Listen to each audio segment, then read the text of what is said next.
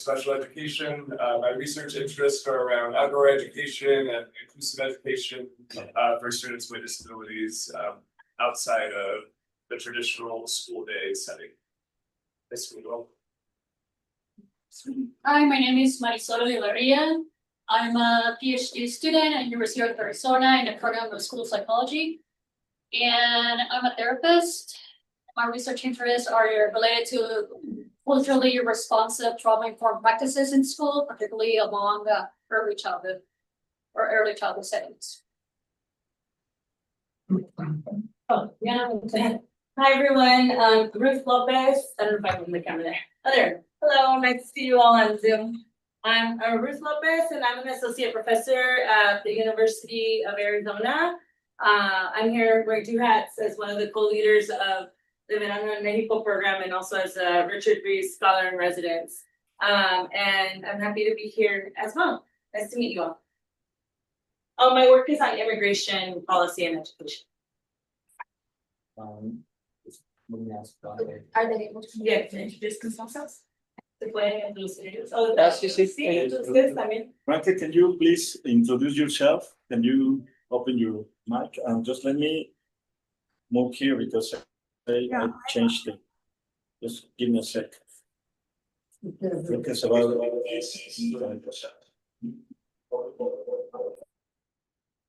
Hello, there is some echo here. I cannot hear clearly. Let me see if this is better now. No. I will try to fix it in a moment.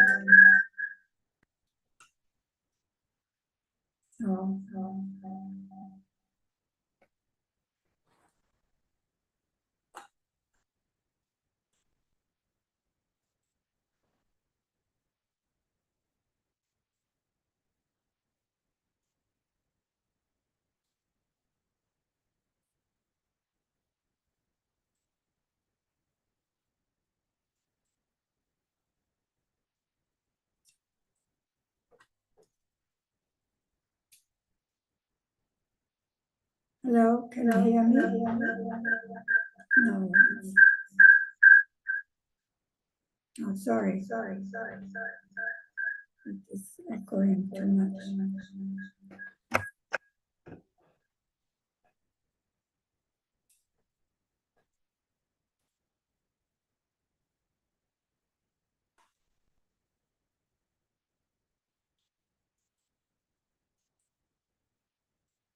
Oh. Now tell me, can you hear me at all? Or not?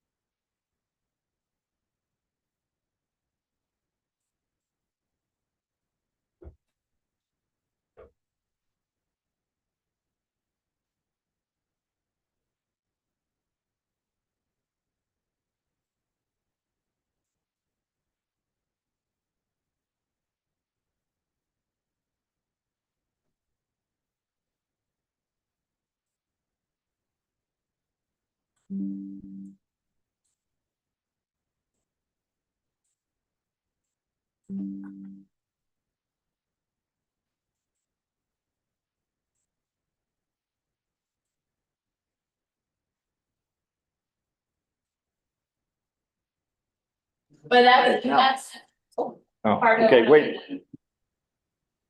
People hybrid from all over the world. Have a little.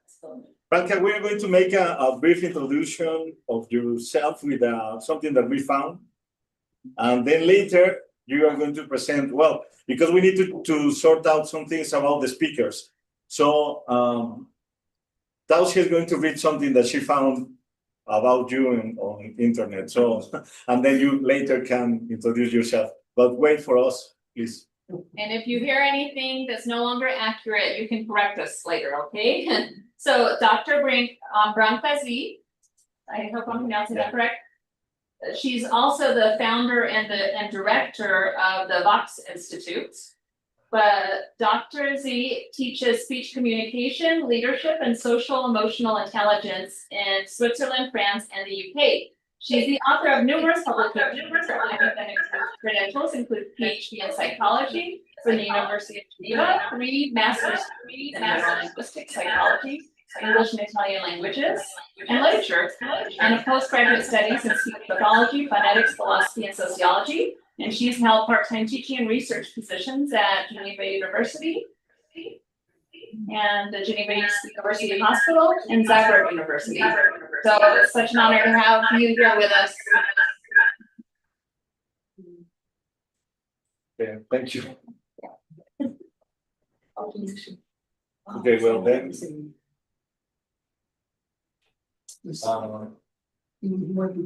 Last year I was in Switzerland and I got the chance to meet her. Yeah, so she's really interested in working on language education, particularly second language education. So, well, thank you very much for being here with us, Branca. And later, when we sort out this, you will have a chance to introduce yourself a bit more. Actually, her husband was one of the guys that started the internet. Started the internet. Yeah, Wow. Wow. that's all. Uh-huh. So, well, okay, then. And Sylvia?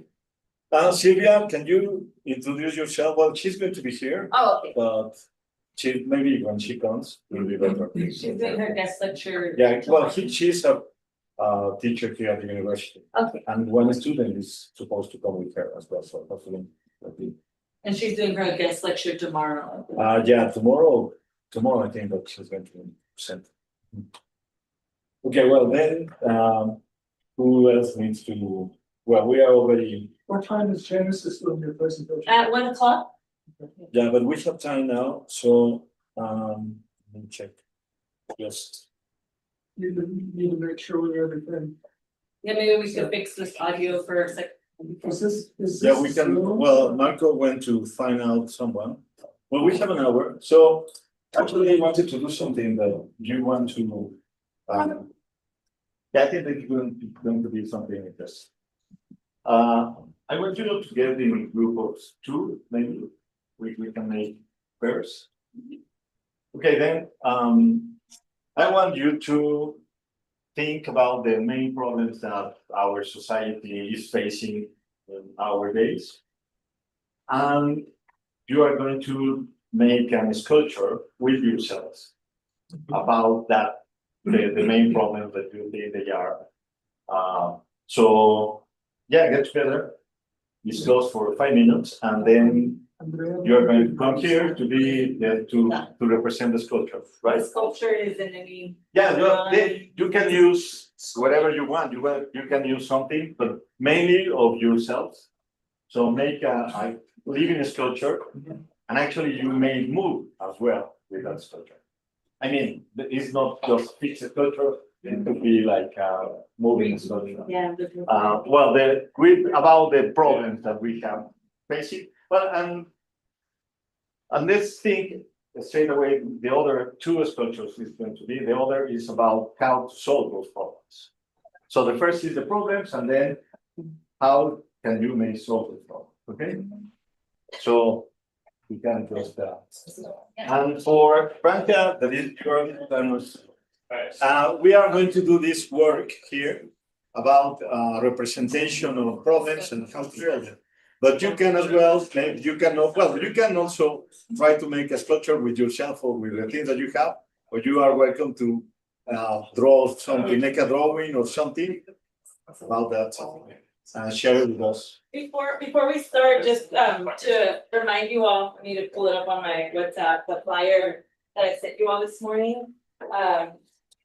Professor Abel shared with us yesterday at Mandor a little bit about the purpose of the seminar, right? And so the title of the course is Política Educativa para la Ciudadanía Global y el Florecimiento Humano, or I'm not gonna translate it as beautiful as it is there, but educational poetry Poetics. for global citizenship and for human flourishment, Makes sense. right? And so these activities are all tied to that space, but I'm gonna read it in Spanish because again, I think the original is really beautiful, but este seminario reúne académicos, académicas y estudiantes de contextos nacionales e internacionales para compartir experiencias, investigaciones y reflexiones en torno a la ciudadanía global, la educación, la comunidad y el bienestar humano. A través de conferencias, diálogos y actividades colaborativas se construirá conocimiento orientado a la transformación social desde una perspectiva humanista y intelectual. Entonces, do you want to translate that or do you want me to do it? No, Okay. no,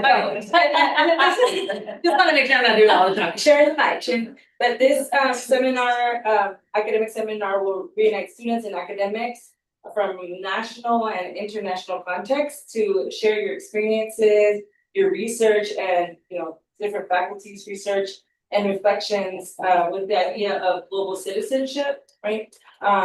Education, community, and human wellness.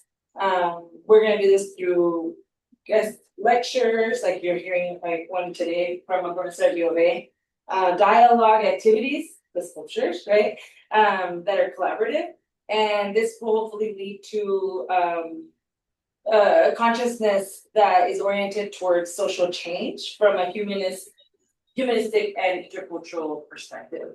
And so, as we said yesterday, just to kind of bring it back from, it was a long day yesterday, that all of these activities are connected to that goal, right? Of that, and so hopefully it'll be very multimodal, interactive with the internet, and we'll kind of pivot when we need to as well. Did you want to add anything? Yeah, I would just add that I know some of us are in the field of education, some of us aren't. So aside from like thinking about translation of language, I want you to think about translation of like disciplinary, like James is in business, pre-med. Yeah, I want you to think about what is this theme of human flourishing and poetics? What does this have to do with the community, the field that I'm going into, and how can I bring what I'm learning here into that field? So you'll need to do a little of that translational work to make those connections, but certainly very applicable, right?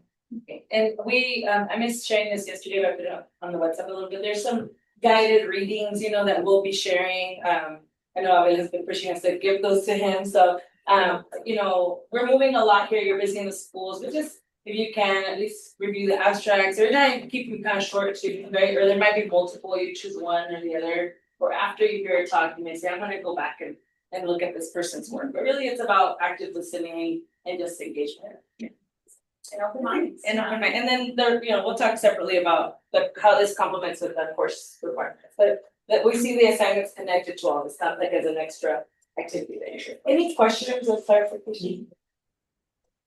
Okay. Yes, please.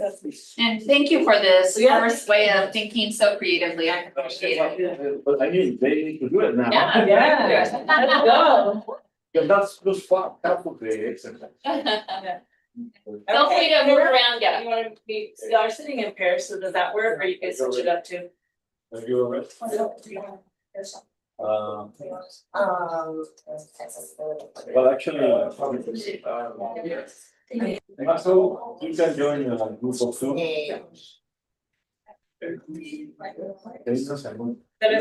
Let's invite Marco to any group who wants to. That is con James. Well. Can someone invite Marco to their group? And Adriana and James always. Yes, I know. Yeah, these are Oh, yeah. express this. Well, I don't know, like because it sounds like it's more like. I think I know, like, It's like my. For this,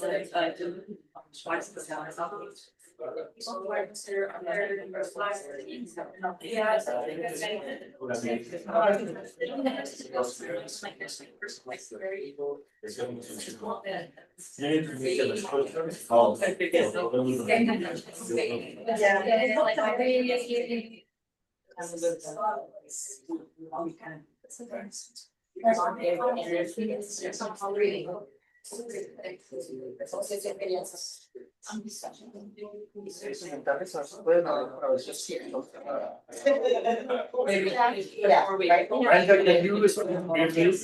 We need to check if now the speakers are working.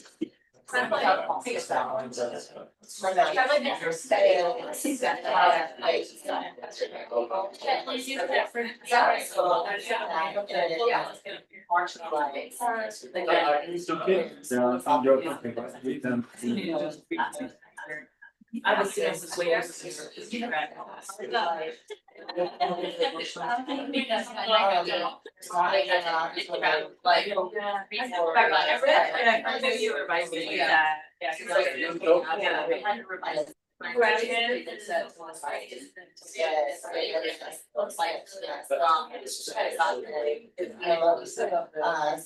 Para ver si. Entonces, eso es lo que yo sabía. Antes, can you say something briefly? Just-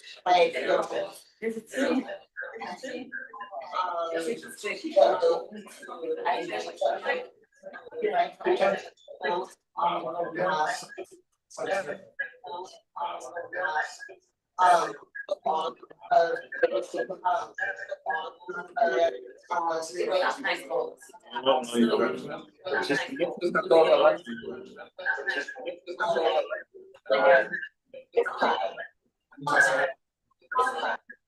Thank you. And then later.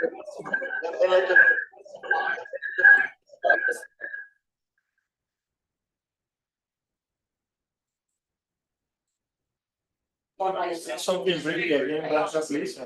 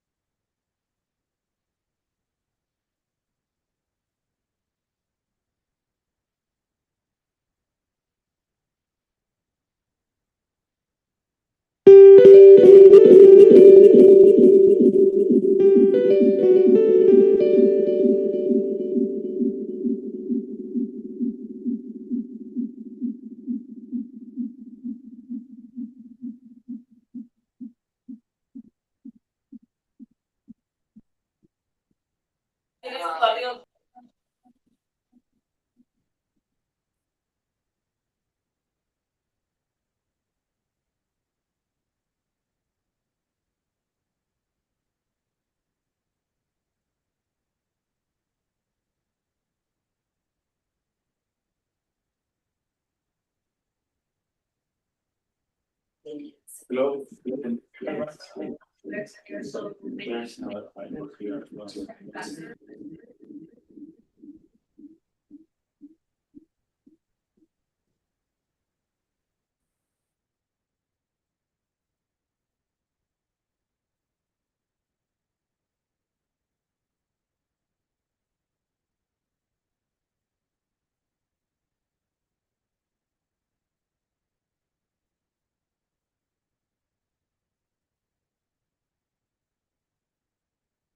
Pero yo.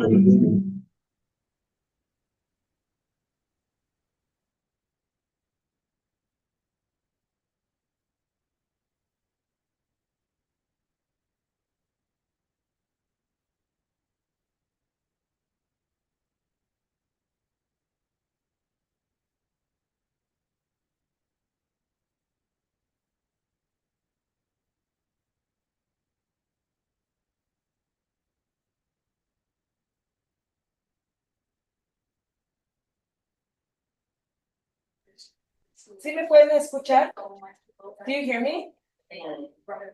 Can you come off mute if you can hear me? Yes. Or raise your hand?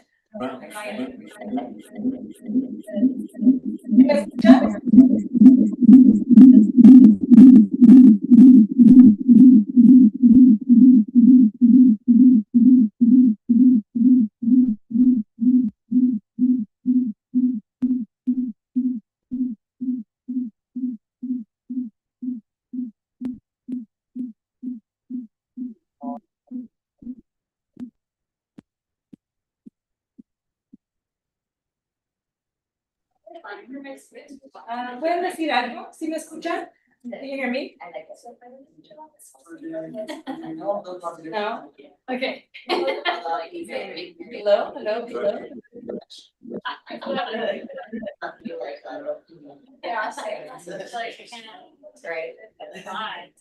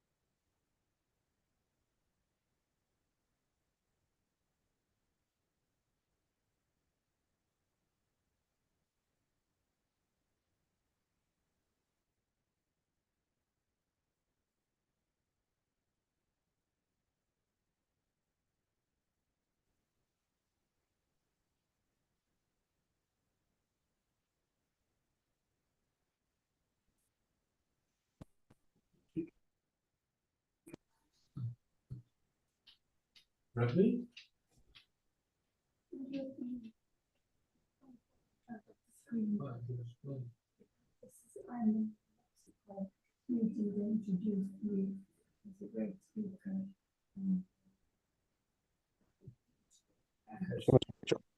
It's too fast. Bueno, I switch off the camera. So now then, I saw people from yes, I need something from the arcade.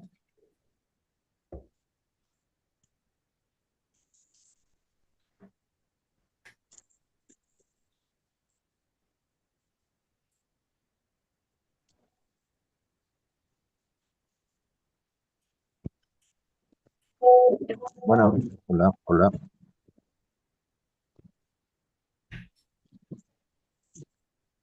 Me escucho, me escucho.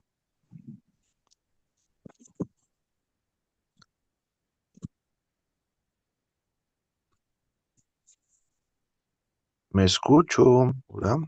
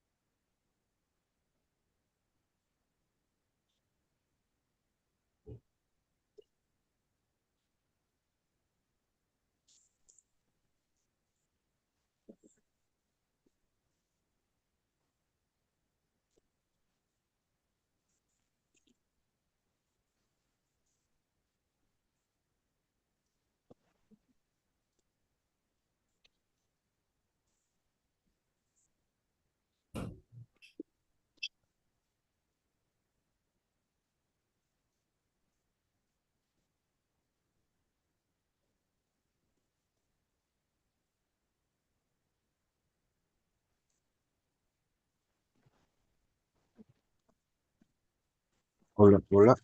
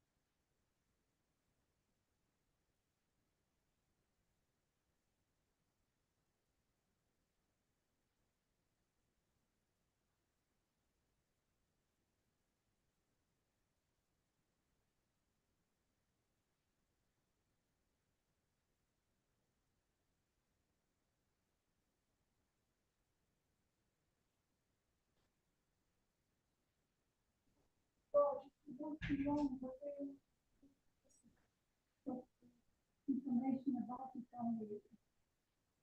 Now before it starts.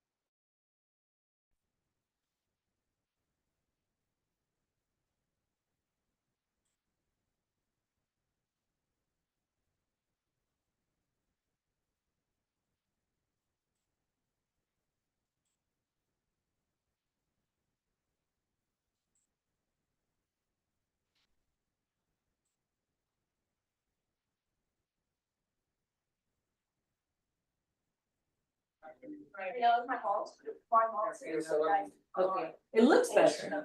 Yeah. A ver. Thank you for the moral support, everybody. ¿Sí me oye? Bueno, Sí.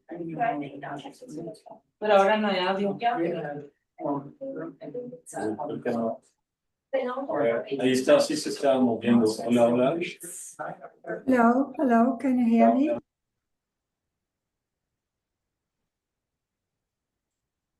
Can you hear me? I think I have resolved my sound problem, but I don't know if you can hear me or not. This would be good if you can just tell me, because I have tested my. Hello, hello, hello. Normally my things are properly set. Sí me oye, can you hear me? And everything, and let's get that.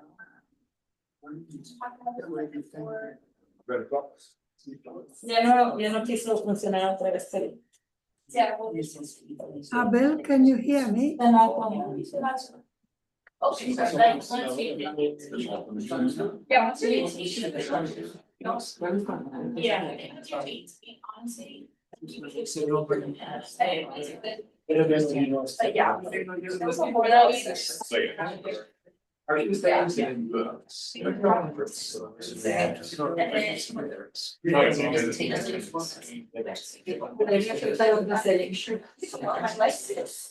So I just.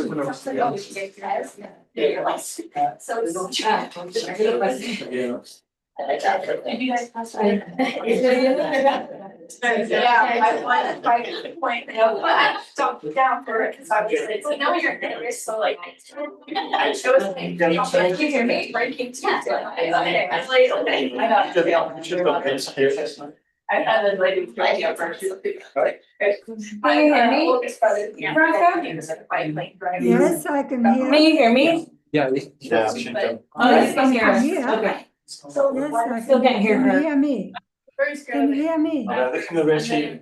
I will just commute on the bus. I had the impression that I fixed it.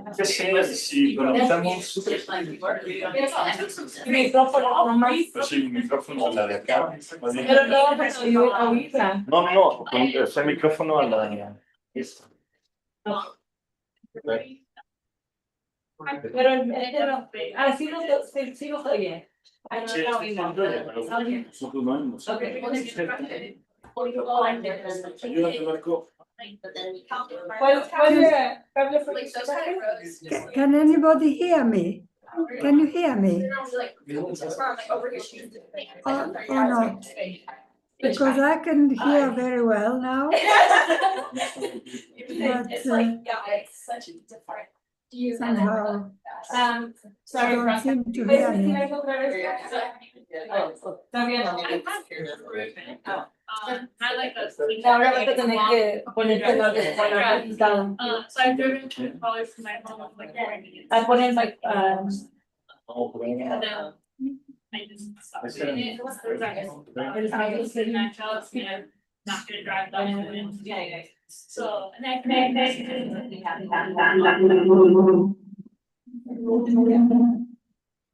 Hello,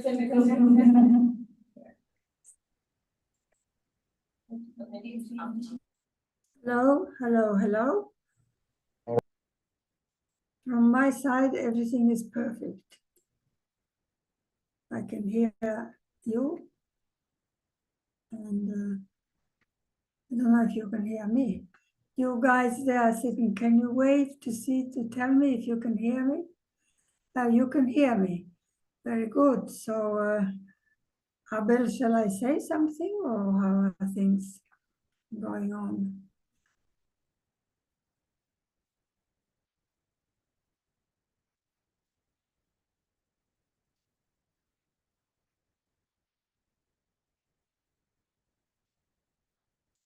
Abel, you should unmute your microphone because your microphone is muted.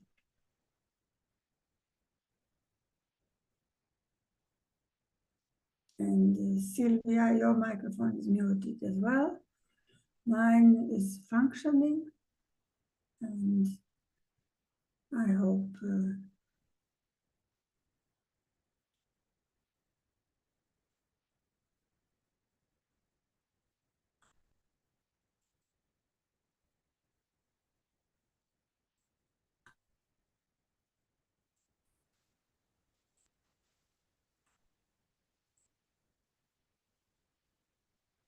and now I can see myself twice.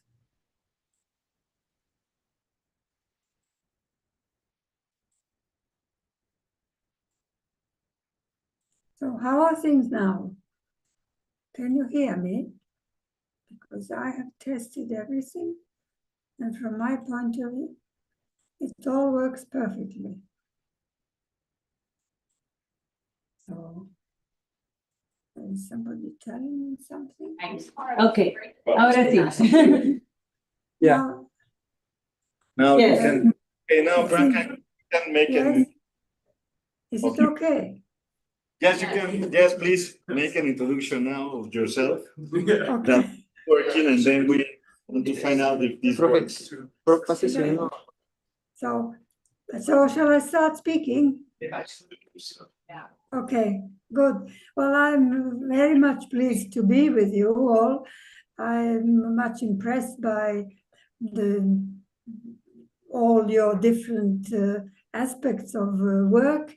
And also I'm pleased to see that there are people from Arizona University, because I've been in touch with a professor at Arizona University. I even published with him, who is professor of psychiatry. And basically, I'm a psycholinguist, and I use specific software to acoustically analyze voices and then detect, for example, if when you speak, if you sound pleasant to the ear, if you sound competent, what is your emotion. So I have a software that normally can in 1 second show me whether you sound angry, happy, sad, and so on. So this is more recent things. Otherwise, I worked at Geneva University for 9 years with Klaus Scherer. I don't know if you have heard of Klaus Scherer, who is a professor of, who was professor of the emotion department. I also have publications with Klaus Scherer. My approach was always first measure and then tell people what they should do. If I want to do some training in speech communication, then I must first see what they need and not just put up a program that maybe other people don't need. Also, I've been involved in training in teachers how to teach English, and using the verbotonal method, which is probably something that is quite opposite to what is happening most of the time. In other words, instead, you don't start with the written language. To see the written word is the last thing. The first thing is that you hear the musical part of the sentence, and it all starts with dialogues and not by isolated words that you put together to compose sentences, which from my point of view is total nonsense. But unfortunately, a lot of trainings in language are done this way still. So I met Abel last year at a conference in Geneva, at Geneva University, where I presented this method, where you first, I have produced two methods for teaching French and English, where you first hear the music of the sentence. For example, if I say, "What a lovely day today," you first hear, and that determines already the length of vowels, determines the place of stress in a sentence, determines the place of stress above all, which is very important. And I can turn this into different musical instruments. So I presented this in June, about a year ago. And I can send you, if you are interested, a link where you can hear all these voices. You first hear the music, the drums, then you hear the violin, and then you put them all together. Finally you hear the human voice, so that you are mentally and musically, so to speak, prepared to speak and to pronounce something. The last thing is to see the word, because as you certainly know, that words are units of written language. They have nothing to do with spoken language, absolutely nothing. When you look at the recording of a sentence, you have no idea where a word starts or ends. Units are, by definition, words are by definition units of written language.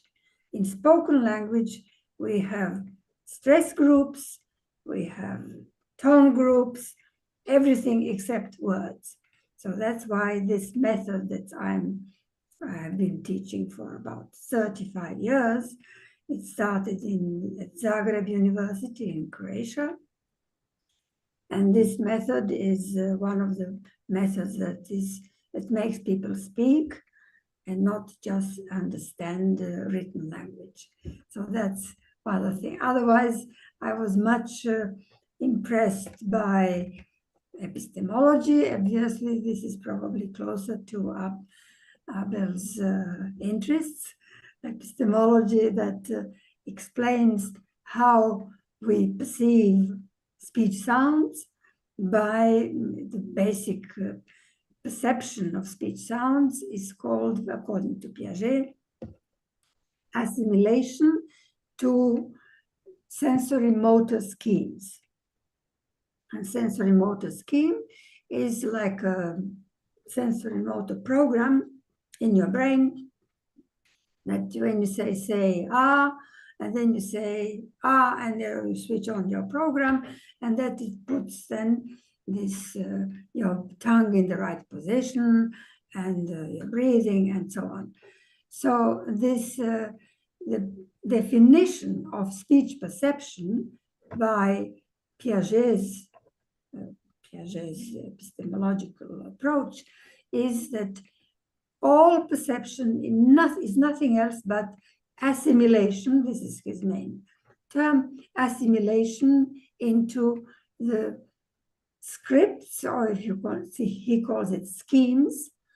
In the beginning, it's sensory motor schemes, but there you have also the cognitive schemes like concepts. And maybe this would be something funny for you to hear. What is the relation between there are probably computer scientists there among you, guys who know how to program. So what is the relation between the baby that is sucking milk and one of the main commands in any computer program? You may think these two are completely different things. Abel, would you like to tell me something? Or shall I just continue the development? Sure.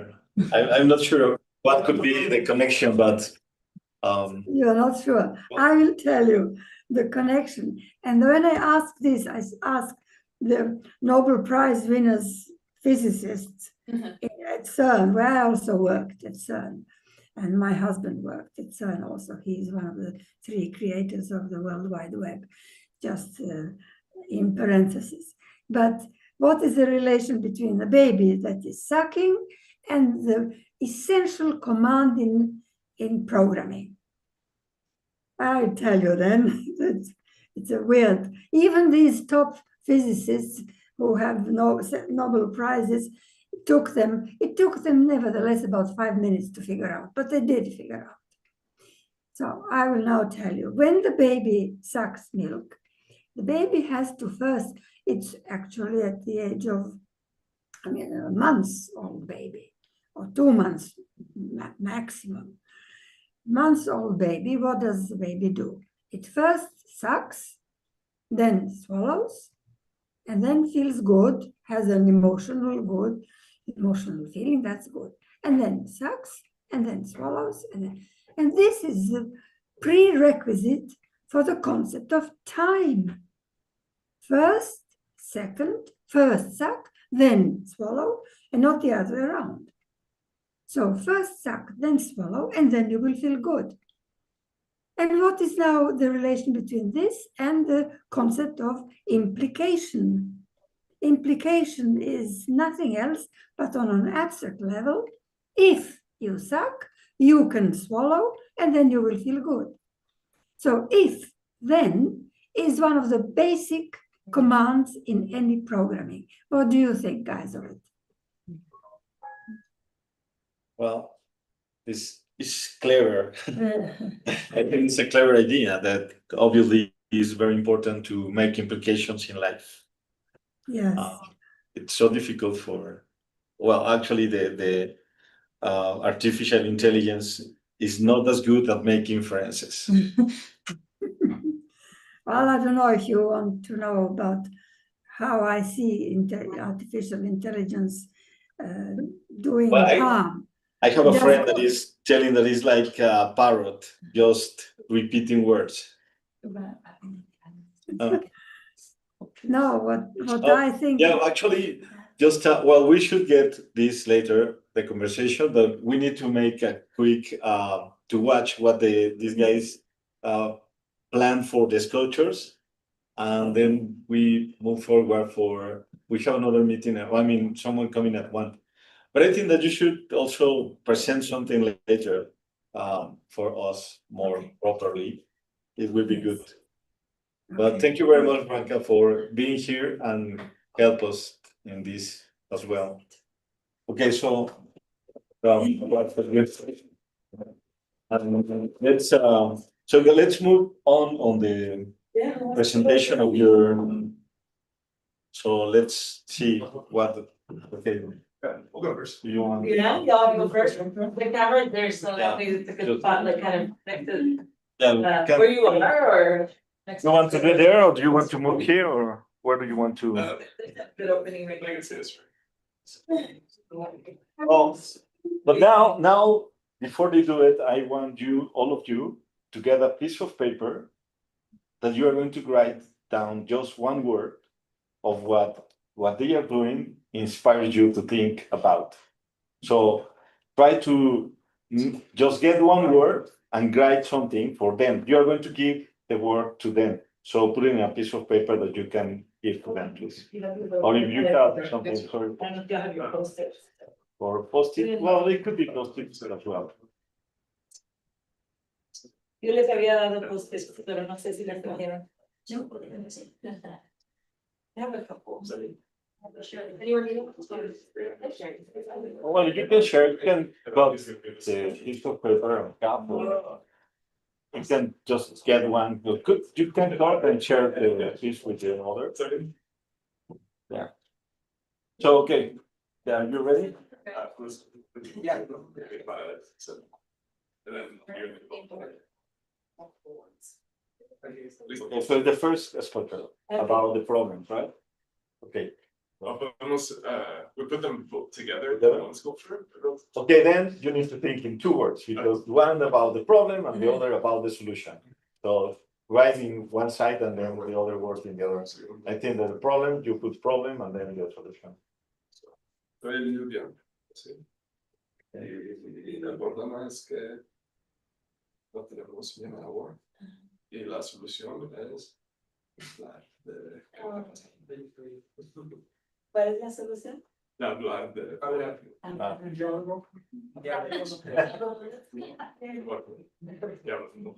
Okay, then now think in words that are no those, think in different words for you to give to them, okay? Yes.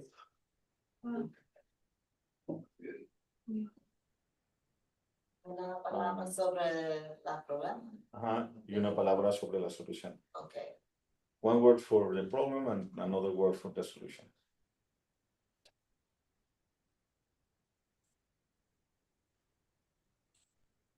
And then you give the words to them. And then you are going to do something later with those words. Maybe for. No más Oh. una. Sí, solo una palabra. Okay. De preferencia una, pero. De preferencia una palabra, porque luego la idea es que ellos hagan algo con esas palabras. Well, I have this. Entonces, es mejor con una palabra. It's rather better if you use one word, because they are going to work with the word. That's it. Okay. Gotcha. Well, I guess we'll go. Okay, ajá. Ahora el que sigue, ¿quién quiere escribir? Bueno, pasen las palabras. Ok, perfecto. Entonces, me doy volteo la cámara para allá para que sigan ustedes.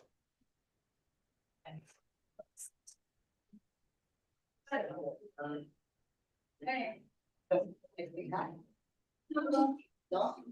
Oh, we're not gonna explain, you're gonna figure it out. No, yeah, exactly. They don't need to explain. You need to. Yeah, the idea is better just to.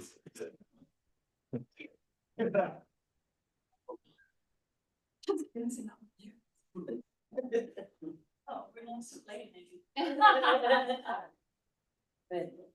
Okay.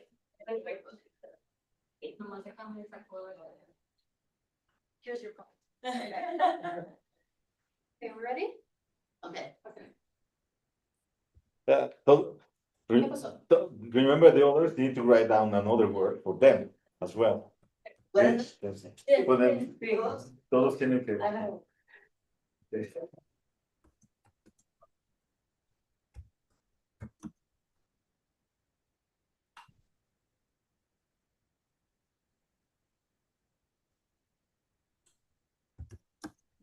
Okay.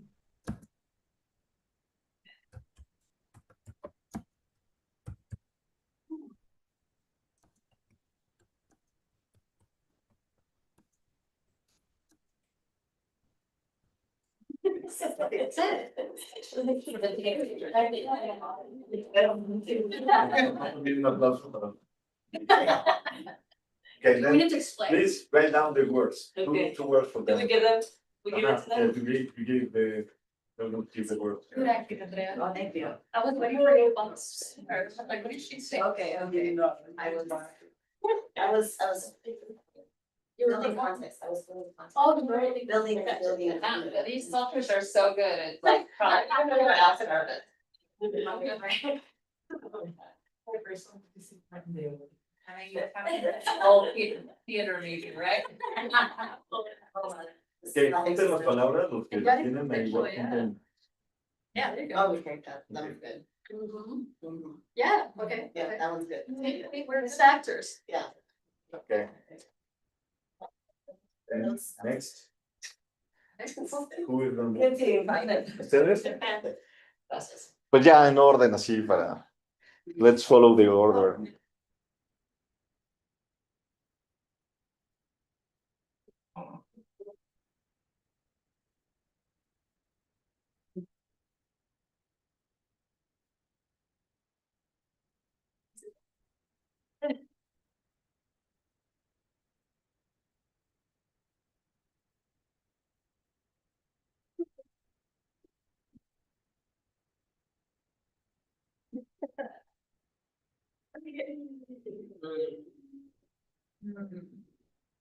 Okay.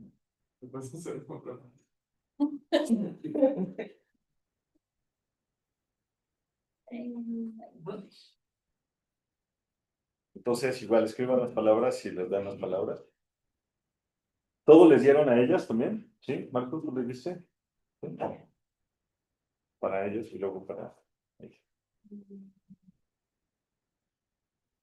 Y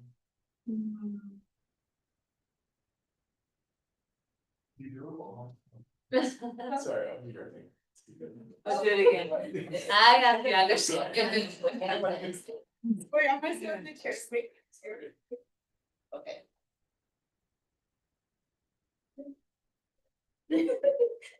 Oh, I want my people back.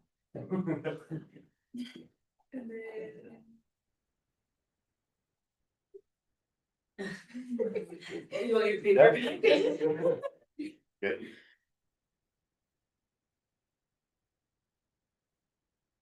Muy bien. So, next. Okay.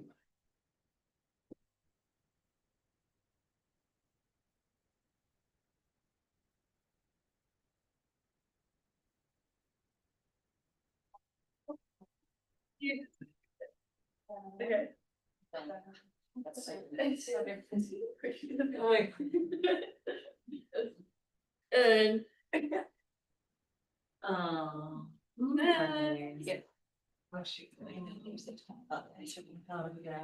And now you have the same word for theirs. No, you're good. Okay, now with the words, you need to write a poem Oh, you're making it more complex. with the words that you got from the others. You need to write down a poem. English and poetry. This was your projected.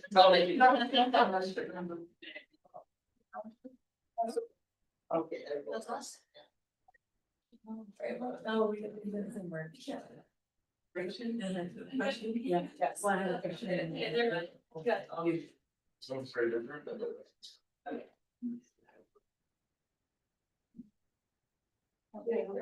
Un poema de team. As a team, yeah, together they need to, yes, it's as a team. Hopefully you can read that. You don't have to go. Oh, yeah. Now we see if that's. Or. And actually, if you can do it like, you can do 2 poems, one in Spanish and one in English, if you have. Or you can make a Spanish poem, language.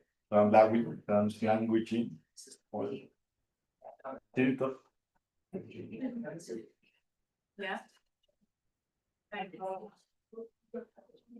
Puedes centrar la imagen en la pantalla.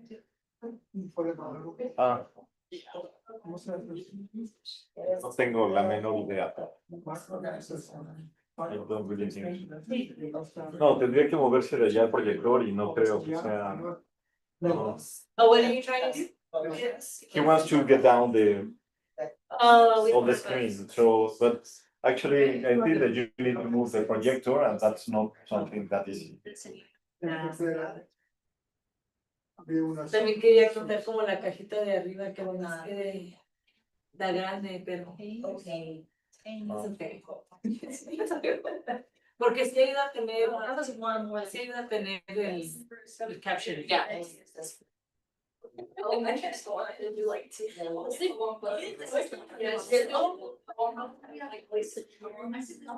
they should. No. Poetry and so, I hated the teacher. Is it from the microphone? Yes, this is working with the microphone of the here. It's working with the microphone here.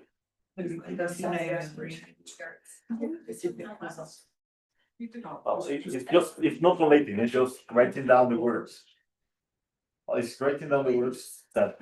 Just putting the you word can together. catch. I apologize in advance for my word. That's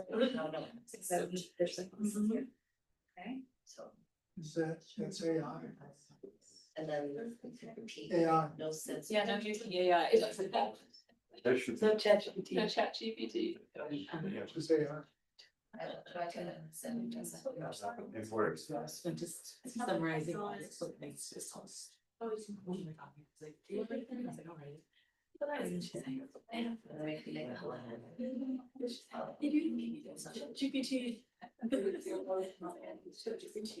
Okay, have you, well, the work, are you working together? So probably the point is to be together as well.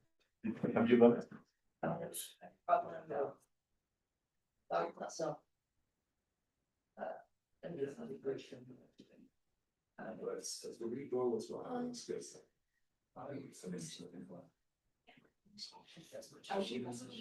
No, pero.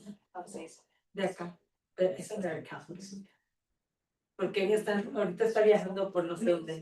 So, la profesora es pero sí le mandé el calendario para que sepa de video la hora que no importa en qué lugar estés, ahí está el calendario.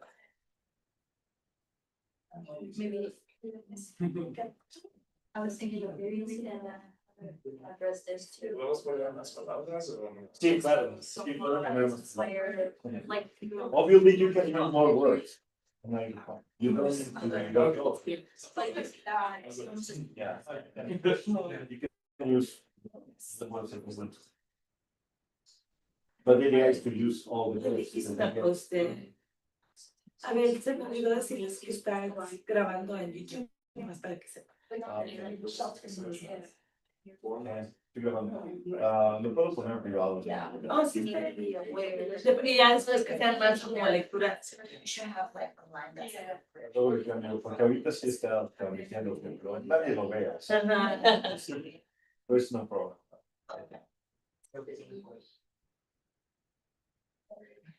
Yeah, I put together a little undergrad research. All these ideas, wild ideas.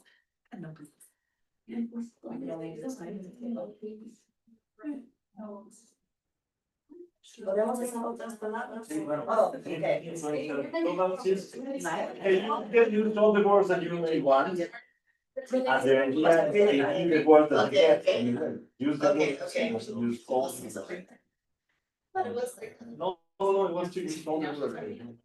Okay, see, so we can use. So break the walls. Or no. You want to Spanish or No, in Spanish, in Spanish? Spanish. English. Rompe the wall. Yeah, look. Okay. Break the pared. Yeah, break the button. Break the pared. Yeah.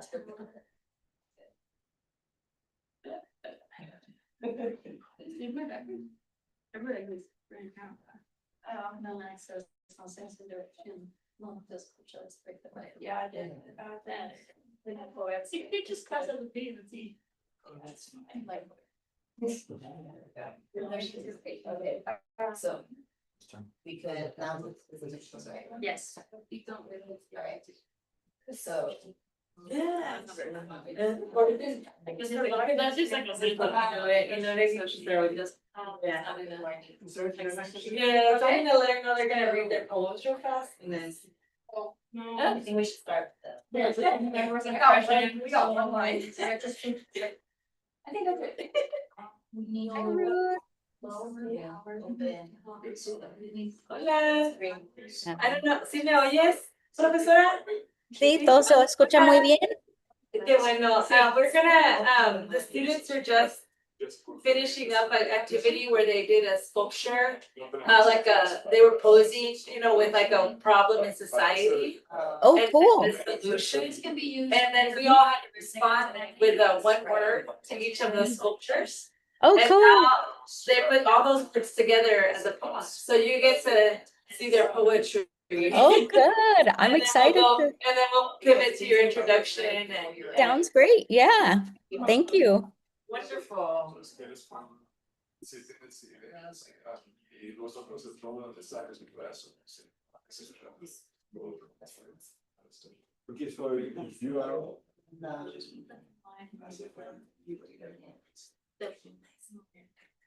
Okay, so we're gonna share our poetry to the best. If there's a still chance. Yeah, let's do it. There's momentum. Yeah, so you. We're not done. Are you not done? Okay. 5 minutes. 1 minute. 1 minute? Great. 2 minutes. 3 minutes. Okay. But we can introduce Genesis or. I see, yeah, she's pulling. How about? Share it. To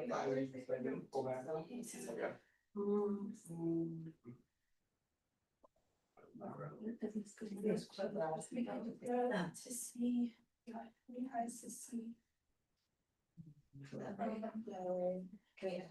To see. To learn.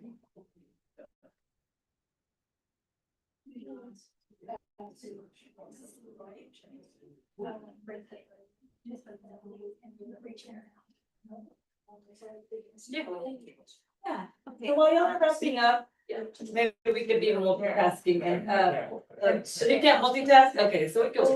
I know, I can't, yeah, go away. You feel that?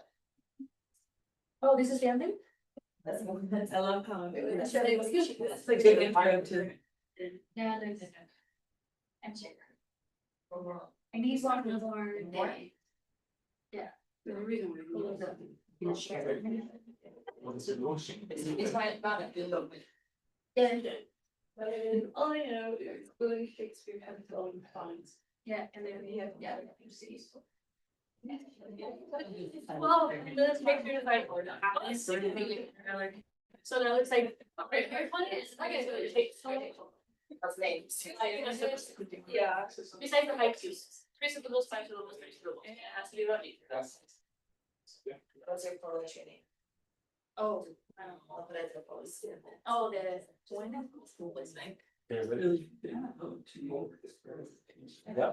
Okay, I think that now we should move. Wrap up your poem. It's done. Okay, let's start. Who wants to start? Okay. Y'all are so excited. No, it's not the Band-Aid. I'm doing like all of that. You want to do like my Okay, I'll go for it. And try to keep up so, Dorani's man, you Oh, can hear you. Okay. Born in a tower of power, blind to others, but opening your eyes to see, reaching down to grow. We will bring you all to liberation. Yeah. We all love that.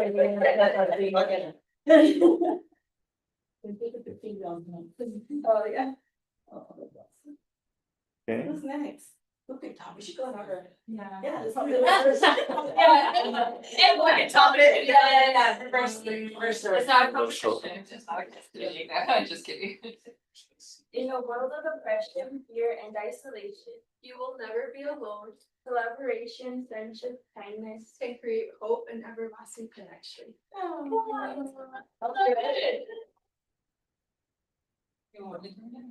You really have to. Okay. Okay. This is called Break the Pared. No access, no sense of direction. Nos escuchas. No nos escuchas. Break the pared. Open the mind and be aware. Communicate, collaborate, care, and share, and be aware. By Andrea y Marisol. Good job. Okay, Good job. climate change. C is in climate, changing climate. L is for yes. I is for isolated tension. M is for muerte. A is for awareness. T is take care of the earth for conservation. E is everyone needs to help. C is connecting. H is hogar. A is amor para el mundo. N is necesidades. G is for gases. E is for esperanza. Oh,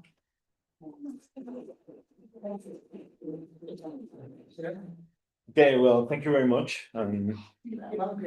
Well, Beautiful poems, powerful poems. Thank you so much for starting us with this artistic activity.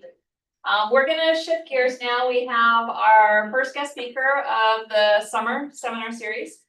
We have Dr. Genesis Arizmendi joining us from the University of Arizona. And she's an assistant professor in speech, language, and hearing sciences and cognitive science. She's an interdisciplinary clinician scientist dedicated to community-centered representative research to drive systemic change across disciplines and into practice. After earning her PhD, Dr. Arizmendi expanded her expertise through postdoctoral training in Ed Psych at the University of New Mexico and special education at the University of UT Austin and the Texas Center for Equity Promotion. Dr. Arizmendi is the director of the Bilingualism and the Brain and Education and Language Lab, or Babel Lab, where her research aims to mitigate disparities within educational, healthcare, and legal systems, focusing on Spanish English-speaking communities. Dr. Arizmendi interrogates how policy and social contexts influence bilingual development and educational outcomes. Drawing on over a decade of clinical practice as a bilingual speech-language pathologist serving Latino communities, she approaches questions of language policy, educational access, and healthcare equity from both scientific and practitioner perspectives. And she uses implementation science frameworks to examine the intersection of cognition, language, and academic achievement in bilingual children with diverse learning profiles, spanning typical development, developmental language disorder, and difficulties with classroom learning. Her scholarship spans developmental, community, and forensic contexts, including speech-language pathology, evaluations for Spanish-speaking individuals in capital proceedings. And I'll just throw in there because I saw recently that she's also the recent recipient of the University of Arizona Early Career Scholar Award. So felicidades, Dr. Arizmendi. So welcome. Muchísimas gracias. Thank you, Dr. Gonzalez, for the beautiful introduction. And thank you, Dr. Fletcher, Dr. Lopez, and Dr. Gonzalez for the invitation to connect with y'all today. I'm actually joining y'all from Canada. I'm in Quebec right now. And so I'm really having a fun time being able to listen to these bilingual, bicultural communities like my own, like our own in Arizona, that expect multilingualism as a norm. So I'm so honored to be joining y'all, and I'm looking forward to meeting you in a few weeks when I'm out there visiting. So looking forward to connecting with you when I'm out there. So we'll get right into it. So let me just start. Can you see my screen okay there with the full screen, not any other alternative views? Correct. Okay, perfect. Please feel free to stop me at any time as I'm going through. I start speeding along through a lot of the work, a lot of the information, because so much to cover, so little time, and I get so excited to share this information. So again, please feel free to stop me. I'm keeping an eye open here for anything, any hands, or yeah, feel free to shout as well. So today I'll be sharing a little bit more on language development, a brief overview, and what language development or language disorders in language development may look like in children and who are monolingual and bilingual. So on the agenda today, we'll go over some typical language development milestone, followed by developmental language disorder, what it is, what to look out for, and where to find supports for students that might be experiencing difficulties with classroom learning. At the end, I'll also share some language facilitation strategies that you can implement that are useful for students, for family members, whoever is in your lives that's still in the process of developing language. So a nice overview already of the work that I've been doing over the last 15 years. I've primarily specialized in working with children, but in the last 5 years, I've really started to dig in more to the adult literature and serving the adult community. There are so few of us who are bilingual speech language pathologists in the profession, and the longer that I'm here, the longer longer I recognize how many gaps there are in the services that we provide our community members. And knowing that I have those skill sets and that training, it's a disservice not to start breaking into the adult world as well. So I've been serving folks across Arizona, New Mexico, and Texas, and all of this was purposeful in my own graduate training and my decision making as I went through academia.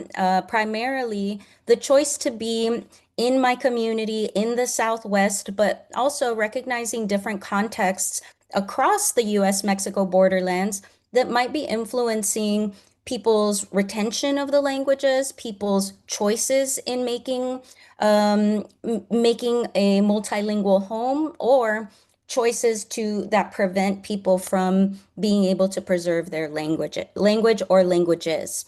So it's been a fun ride, and now I'm excited that I get to pursue this work back home in Arizona.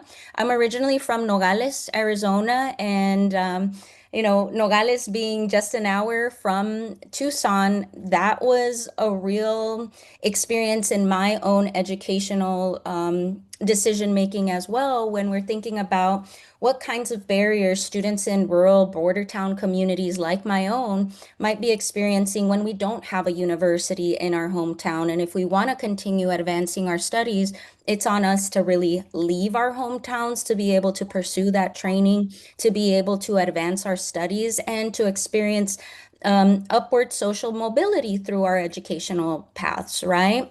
So it's been a true blessing to be able to do the work that I'm doing in my home community. And now I want to learn about you, as I know I'll be connecting with you in a few weeks, but introductions, what's your name? What are you studying? What year are you in? And what do you hope to do or pursue after you finish graduating? So I'll keep this up just to help guide the conversation, and whoever would like to get started first. We're gonna come. You wanna get started first? Hi, my name is Adrian. I am studying elementary and special education as a PhD student. Cool. This will be starting the third year. And then hoping after graduation, I would like to continue working in the environmental sciences with students with disabilities and creating supports. That way, students with disabilities could have more access to environmental education. Okay, awesome. Nice to meet you, Adrian. My name is James. I am studying business finance as a junior at Arizona. And Cool. after graduating, I hope to maybe do some post-grad school somewhere and do somewhere in finance or real estate. Okay, very cool. Nice to meet you. Hola, I'm Andrea. I also spent some summers, I spent some summers in Nogales, so Cool. yeah, very familiar with the Yeah. town. I'm a doctoral student studying special education. I'm Cool. researching how students, primarily marginalized students, historically marginalized students such as Black, brown, multilingual immigrant, students from immigrant families could impact special education policy change through organizing, community building. And after I graduate, I'm looking to teach in any type of capacity. Awesome. Cool. Nice to meet you. Hey, hello, my name is Marisol. I am a PhD student in school psychology. I'm about to start my fourth year. Cool. I'm interested on the trauma-informed practices that are culturally responsive, especially with early childhood or Mhm. early childhood settings. After graduation, I hope to have a mix of everything, because then I get bored doing just one thing. So I like to have variety options. So maybe some teaching, maybe some interventions in school, maybe in some hospital. I don't know, but Uh-huh. I'm just open to have diversity in the type of work I'll do. Okay, very cool. Nice to meet you. Nice meeting you. Hi, my name is Alondra, and I'm going to be going into my senior year at the U of A, and I am majoring in medicine with an emphasis in medicine and societies. And after graduation, I would like to go to medical school and specialize in pediatrics. Cool. Exciting. Hi, my name is Brenda. I just finished my first year of my master's program. I'm currently doing higher education. My hope for after graduation is to continue working there. And I did a lot of that in undergrad. I was a peer mentor for the Thrive Center and for New Start, and the impact I had on my students and the work I did with them just really pushed me into that direction. That's something I hope to continue, and then maybe eventually if I want to pursue my PhD in higher education. Awesome. Congrats on finishing year one. I'm Amaya and I'm a junior at the University of Arizona studying elementary education. So I'm super excited after graduation to get into the classrooms. I want to work with first through third grade. Yeah. So hopefully I'll land in first grade at first. Awesome. Great years. Hi, my name is Anaí. I am entering my senior year in the Deaf Studies Emphasis Educational Interpreting. Cool. After graduation, I hope to work in educational interpreting in the schools, but my main goal is to get my BEI in Spanish to ASL interpreting. Ooh, super cool. That's exciting. Well, so many great experiences, a diversity and range of all of the different areas of interests here, and also the applications for what I'll be sharing with y'all today about language development, how this might intersect in the work that you're going to be doing with students, populations, in community and outside of community. The longer that I've done interdisciplinary research, the longer I've recognized that there are many assumptions built into a lot of the decision making that's happening across discipline, but also in the training that occurs related to different aspects of all of the students that we serve. And so that was kind of the tension that I experienced in my back and forth with thinking, what would make the strongest presentation for today? Who's had an opportunity at this point in their training to learn about language development? Has anybody? Doctora, I forgot to introduce you to someone real quick, Doctora Abel Hernandez. I wanted to introduce you real quick. You can see him on camera because he was working the camera behind. Yeah. I'm gonna put him on the spot. Oh, hello. Yeah, you're gonna Hi, get nice it to meet soon. Si le quieres. Well, I'm the lecturer here at the University of Guanajuato, and I'm really glad that you are here sharing with us today. Well, I've been working with Dr. Fletcher for the last 3 years, I think, on the summer program of the university, and with him at Transplantor. And So hopefully you will come someday. Well, he can invite you here. Viene you're coming. para la semana de Okay, Resplandor. great. So we'll meet you here soon. yes, looking forward to it. So nice to meet you. I'll be there in about 3 weeks. Muchísimas gracias por la oportunidad de poder ir a visitar y luego también to be here today, right? Thank you. Thank you. Dr. Fletcher. This is. Oh, Yeah, we're very grateful that you're coming and that you're talking today. Your area of expertise is very important for our children in the United States and everywhere, in Mexico as well. So it really ties in so well, I think, with, just what we're doing here. What we're trying to create is sort of like a think tank, a group of scholars and students thinking about these problems that we deal with and the research that's being done and that needs to be done to help resolve many of the issues that we are encountering. So we look forward to your presentation today and thank you for being a part of this. Thank you, Dr. Fletcher. It's an honor to meet you. Thank you. Right. So I think these are really important aspects of a lot of the work we all do, right? If I think I might have seen 2 different hands that went up about language development. Who studied it? Maybe one person, maybe 2 people. I did because of the assessments that we learned in school psychology, and especially in Arizona. I love that you used emergent bilingual students because I know they use other descriptors.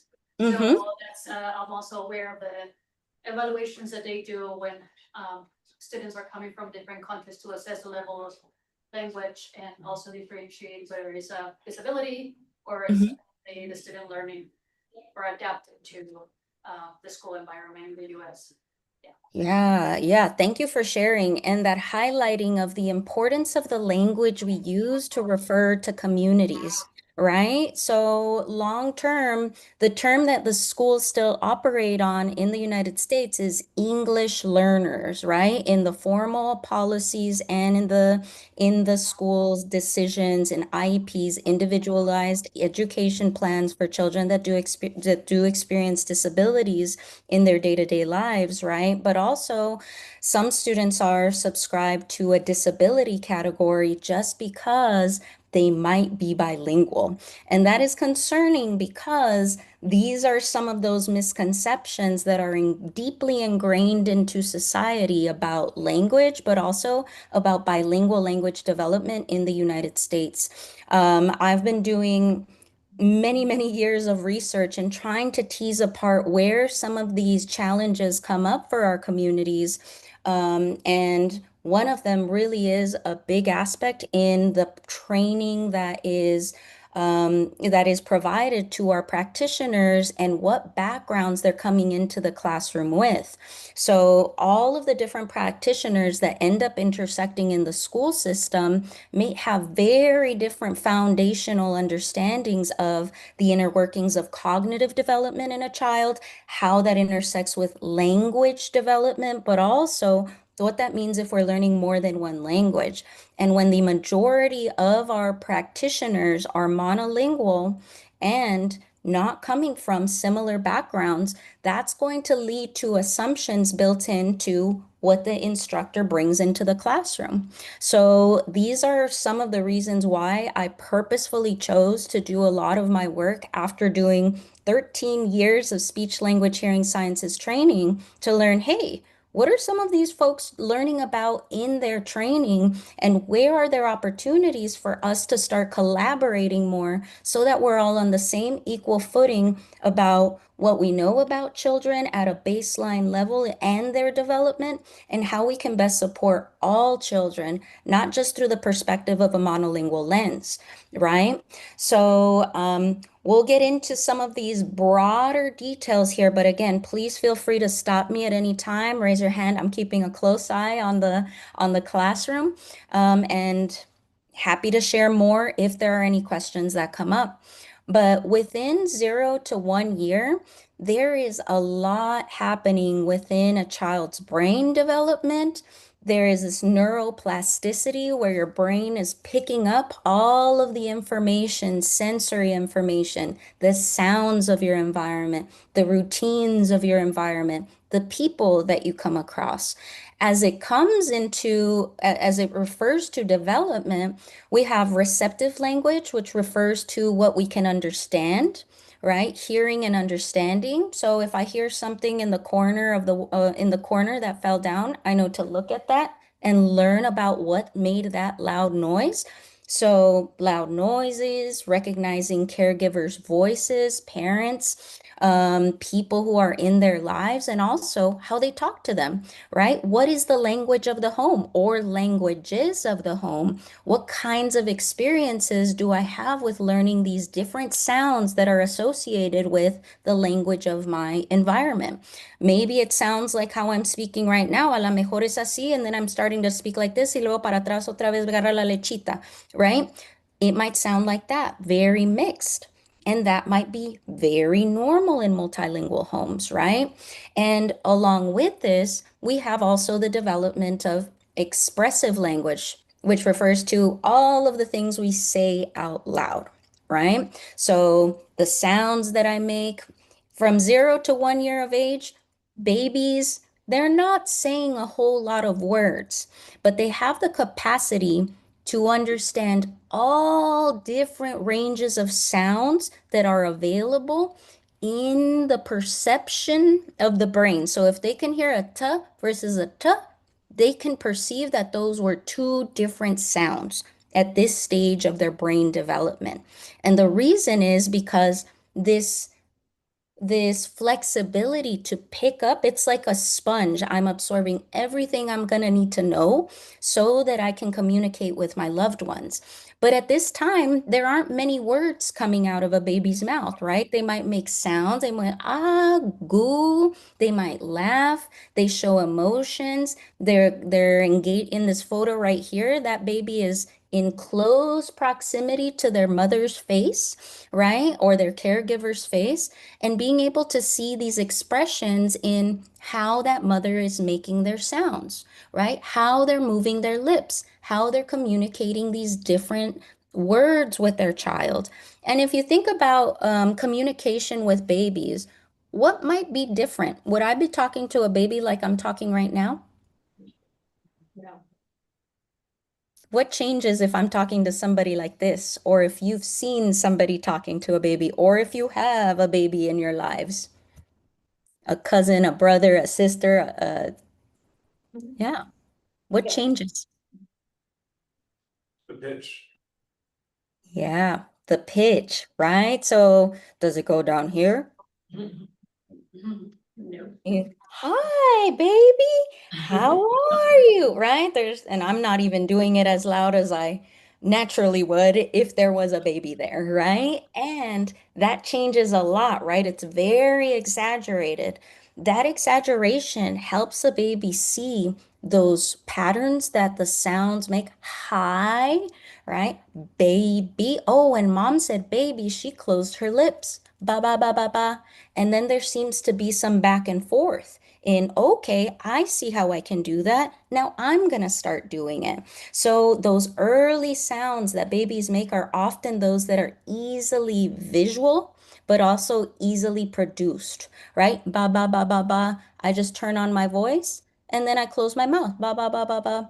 So those are those early development of my brain recognizing the sounds that I need in the language or languages that I'm going to speak in my life. And I'm going to start teasing away, pruning away is what we call it. All of these other sounds that if this sounded like a t or a t, that difference doesn't matter for the languages that I speak. But for other people, those might be important. So that's happening within 0 to 1 year of age. Not a whole lot of words happening. But from 0 to 1 to 2 years of age, a whole lot more starts to occur. So again, receptive language is what we can understand. So, hey, maybe you tell them, hey, where's your nose? Okay, I know that when I get asked this, I can show you, right? I might have not said a word, but I can point. If I say, go get your shoe, if that child goes and grabs the shoe, then I understand that they know those words, right? So with receptive language, this is a part of development that oftentimes we can see before they start saying words. Receptive language is typically stronger, what we can understand about communication, than what we can speak. So if you've ever had the opportunity to develop a second language later in life, or a third language or a fourth language, if you reflect and think about, hey, I understand more than I can speak it. That's oftentimes because it's more of a passive process. I don't have to send signals from my brain down to my mouth and start getting all of the words and putting them in sequence for communication, right? That requires a whole lot more processes. But when we look at expressive language, that refers to the talking that starts emerging around these years. So you might expect, but by 1 year of age, that children will start using their first words. That's generally about the time you'll expect a first word to emerge. Of course, all children, there are individual and there are differences that occur. Some children might say their first word at 8 months, at 9 months, but generally the average is about 1 year of age. And this is related to the development of the body. The motor plan is what we call it. And these fine motor movements, where's your tongue? It has to move to all of these different parts of your mouth to be able to say all of these sequences of sounds that make words. And early on, in 0 to 1 year of age, That tongue is the biggest thing in the mouth, so it can't move too many places to make sounds like sh and ka and ta, right? These are very refined motor movements in the tongue to be able to say these words. And so first words come online around then. They start building more words as the first words emerge. And then we start seeing some two-word combinations emerge around 2 years of age. So things are taking time, right? But that doesn't mean that there isn't learning. Learning is happening in extreme quantities throughout this whole period of time. Why? Because this is the time with the greatest amount of neuroplasticity. So 0 to 5 years of age, I'm picking up on everything. I'm setting down the architecture of my brain and what I need language for and how I am learning. So we might see some common words like mama and bye and doggy, things that a child is often seeing and interacting with in their day-to-day lives. So that's what's happening between 1 and 2 years of age.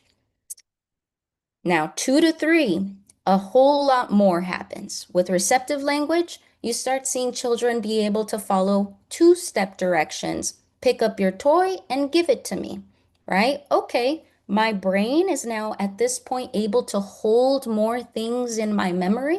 And also, I have more development of receptive vocabulary that I can understand in the communications that people give me, right? So, oh, go pick up the bear, go pick up your room, and let's go to grandma's. Okay, right? So if these are common routines, those are easily learned.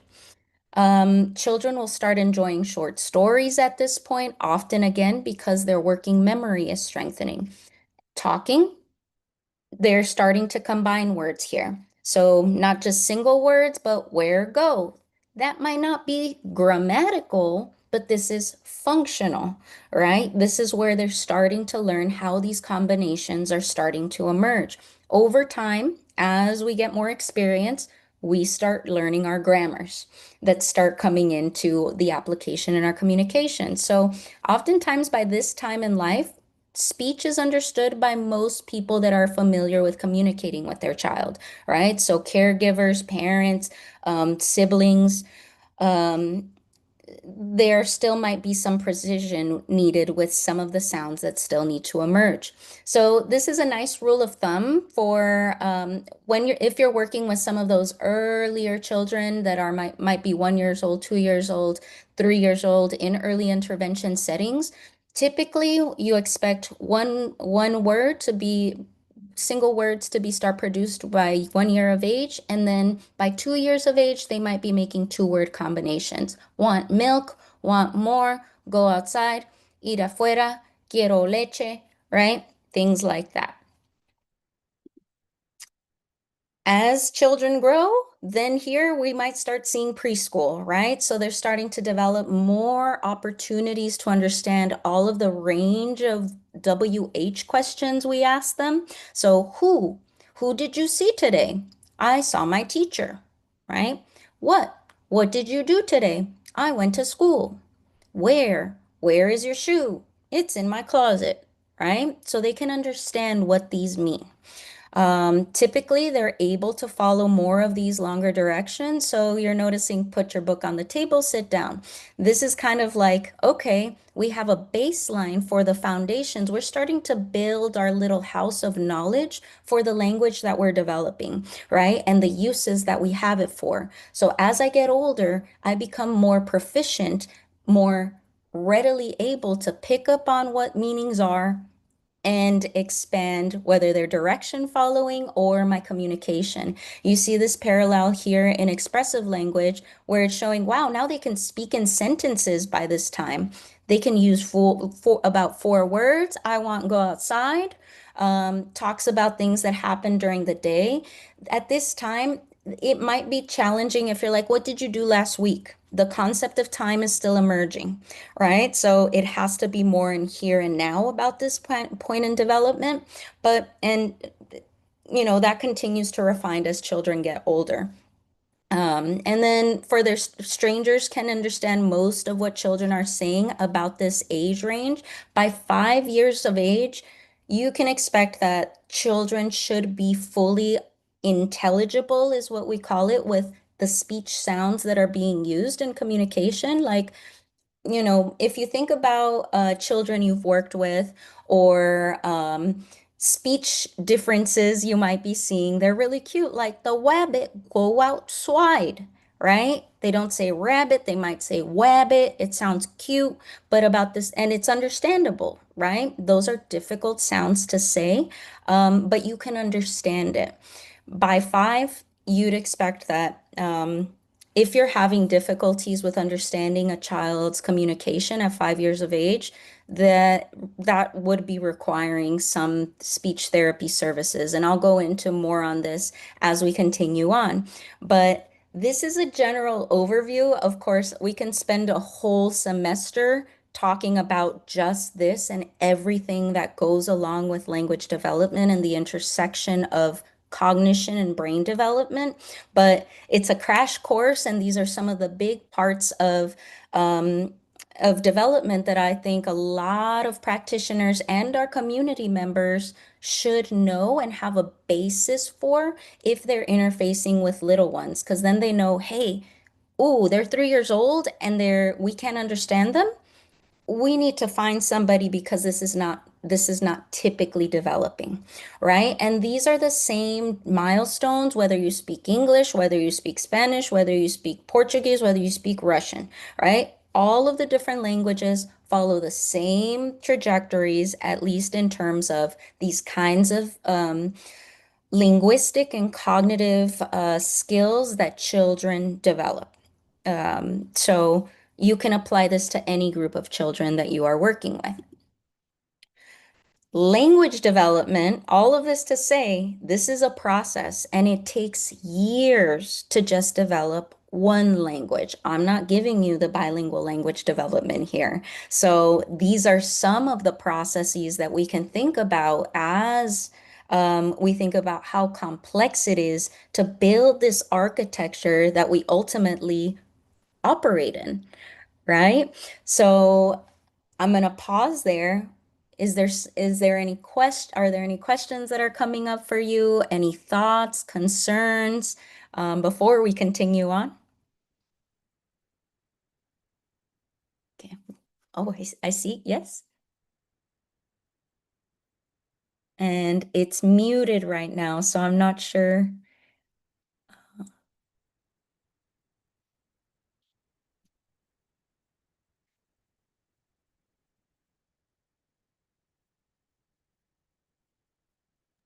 Okay, No, yes, we're good. good. Yeah. So I was wondering because nowadays there are some families who are heavy TV users or, tablet technology, so I wonder, of course, it has some influence in the development of language, but I just wonder about the differences or how much impact this has in reality, or if it's just a myth, maybe. Mm. So I wonder about if you can speak about that. Yeah, this is a great question, and it's one I've been asking my colleagues since I was at UT Austin about, hey, what are we going to do about all of these children that are now having to be at home? Because this is 2020, right? 2021, 22, that I started asking, like, they are now going to experience different times, different rates, different experiences compared to previous generations in these early years. Yes, they might have more opportunities to spend time with family members. Yes, they might be confined to be able to, okay, now we're required to communicate with one another more fully. But what if those parents were working? What if those parents had to work 2 jobs, 3 jobs? What if they didn't have siblings in the home? What if they didn't have connectivity to connect to school? What if they didn't, right? There are so many different layers that we haven't been considering here. And ultimately, when I was asking my colleagues, there wasn't a question, there wasn't a response for it. These were things that we know contexts are going to impact students. And I think within this experience of social media, tablets, tools that are electronic, that are pulling children away from these experiences that are embodied, that I'm holding the cup and look, I'm going to drink from it. And these are things that we are tangibly experiencing, feeling, learning, and integrating into our day-to-day life and application. With a tablet, things become passive, right? It's receptive. So I'm not having as much practice sending these messages down from my brain to sequence the sounds of my language to be able to produce those words. We have not seen a study yet come out in terms of differences in rates of language development shifts or anything like that at this point. But what we have seen is more so presenting in the behavioral when students are coming into now classroom environments like preschools, or if they didn't go to preschool, kindergarten, right? And the need to sit down and listen to a teacher and not have the screen, the behavior is where we're seeing the manifestation of the challenges that have been brought on by the context that they, grew up in, right? If they were born in 2020, they're 5 years old or 6 years old right now. If they were born in 2021, right? So these are the kids that now teachers are reporting back and saying, I was trying. Mhm. Oh, the teachers are. Sorry, se congeló poquito, but I think. Oh, I okay. think It's good now. Okay, yes, go Oh, now. good, good. Thank you. Yes, please let me know if it does freeze. But the teachers are the ones saying, "Hey, I was trained to be a general education teacher, and now these kids that are coming into my classroom in kindergarten, they are all presenting to me like if they are in special education, and I don't know what to do." Right? This is the very big tension that a lot of our early educators are experiencing because they are not equipped with that training. That was not part of the expected need in the curriculum at that point when they were trained, right? And so, speaking to these realities of what our practitioners are experiencing in the schools, this is where the importance of bringing in this interdisciplinary collaboration and having these conversations about what are we going to do to support our students, meet them where they're at, and continue supporting them through the academic years, right? But it takes all of us being on the same page in terms of what we're looking for and what's of importance for a child's development as they progress through the early elementary years into middle school, because the demand shifts so much. So I love this question because you're really hitting it where these intersections are happening for our students that are now in school, right? That are no longer in those early intervention years, but that teachers are really reporting the consequences of these challenges that technology brings with it. So it is encouraging to see that so many schools across the nation are starting to ban phones and electronics in in the early elementary years, because that really is impacting attentional capacities. Yes, Dr. Gonzalez. I just love this conversation and the question as well, because I mean, I'm also a scholar mother, so I was thinking, oftentimes they think about kids on screens at home. But as a mother, I've kind of been struck as just with a kindergartner, oh my gosh, they're on screen so much in school too. Yeah. It's like this, changing world, and even language development in schools feels very different, because I remember, my kindergartner coming home, I'm like, oh, did your teacher read you any books today? And she was confusing, like on the screen, like on, so it's like a different world. Yeah. Thank you for sharing. I got goosebumps as you shared that because, wow, like the nature of what we are all bringing with us in our own experiences of how we might have experienced school, but now, like, so many students got their Chromebook, in kindergarten, and they're not writing in a notebook anymore. There's research that shows that if we are literally using a pen to paper or a pencil to paper, that is helping strengthening the neural pathways of learning, because you're integrating the motor plan, the phonological processing of like how these words are combined, but also strengthening those connections of the information. So, this is speaking to what was working before was working. Technologies are not evil, but we need to balance these things for our students so that the serotonin levels, so that the need to be holding on a screen and swiping isn't programmed so early on, right? And these kids can pick up the phone and know how to navigate to the app store immediately and knows, hey, put in your password, right? At 2 years of age. So there are some things here that this is a reflection of society changing, absolutely, but also, again, where we need to start coming together and having these conversations as different practitioners that are all serving our students. So, yeah, excellent question. You're right on it, and I think this is a ripe conversation for where we're going. Yeah, another question. Oh, yeah. I mean, it might be more specific towards my area of studies, but have you seen anything relating to CODA or children of deaf adults?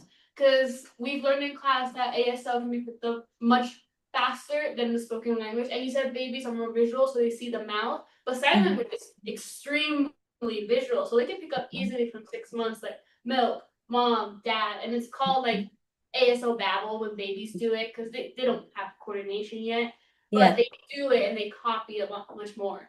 Uh-huh.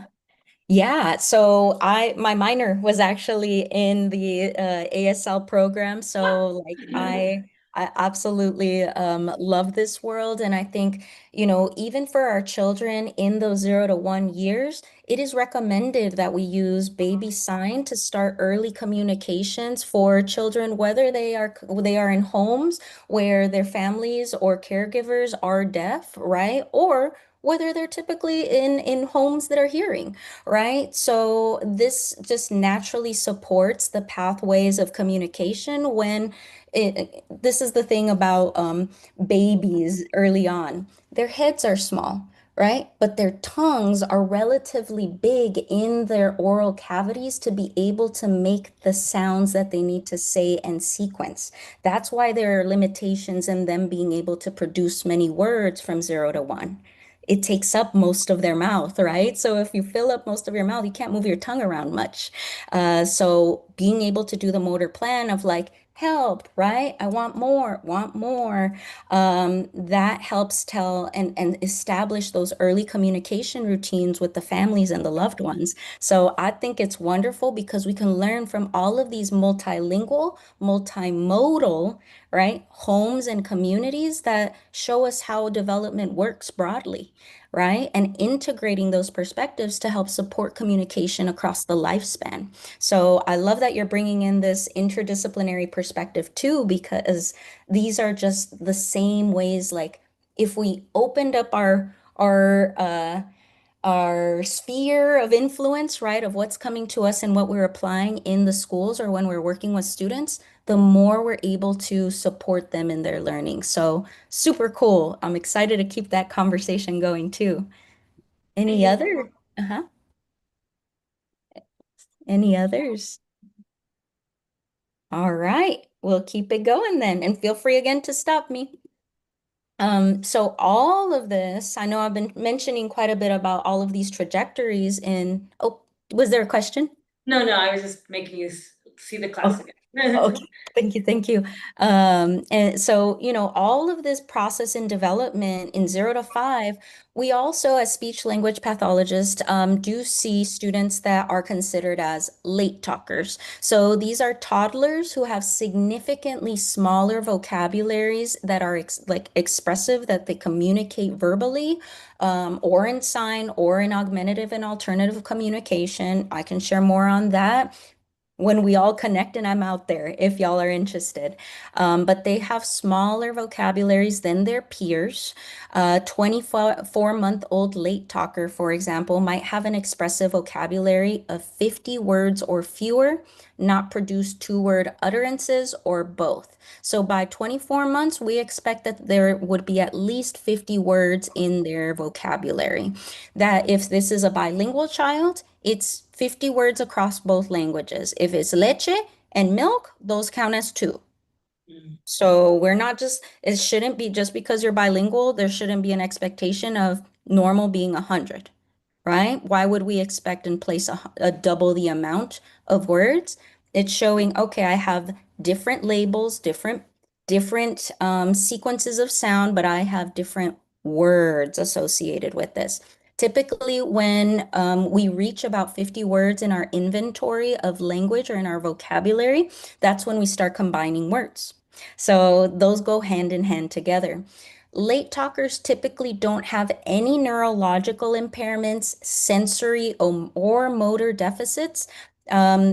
This isn't related to other diagnoses for why they're experiencing delays in their language development. So it's not due to autism, it's not due to intellectual disabilities, it's not due to anything else other than, hey, I'm not using many words at this point in my life when I really typically developing milestones, we'd expect to see more.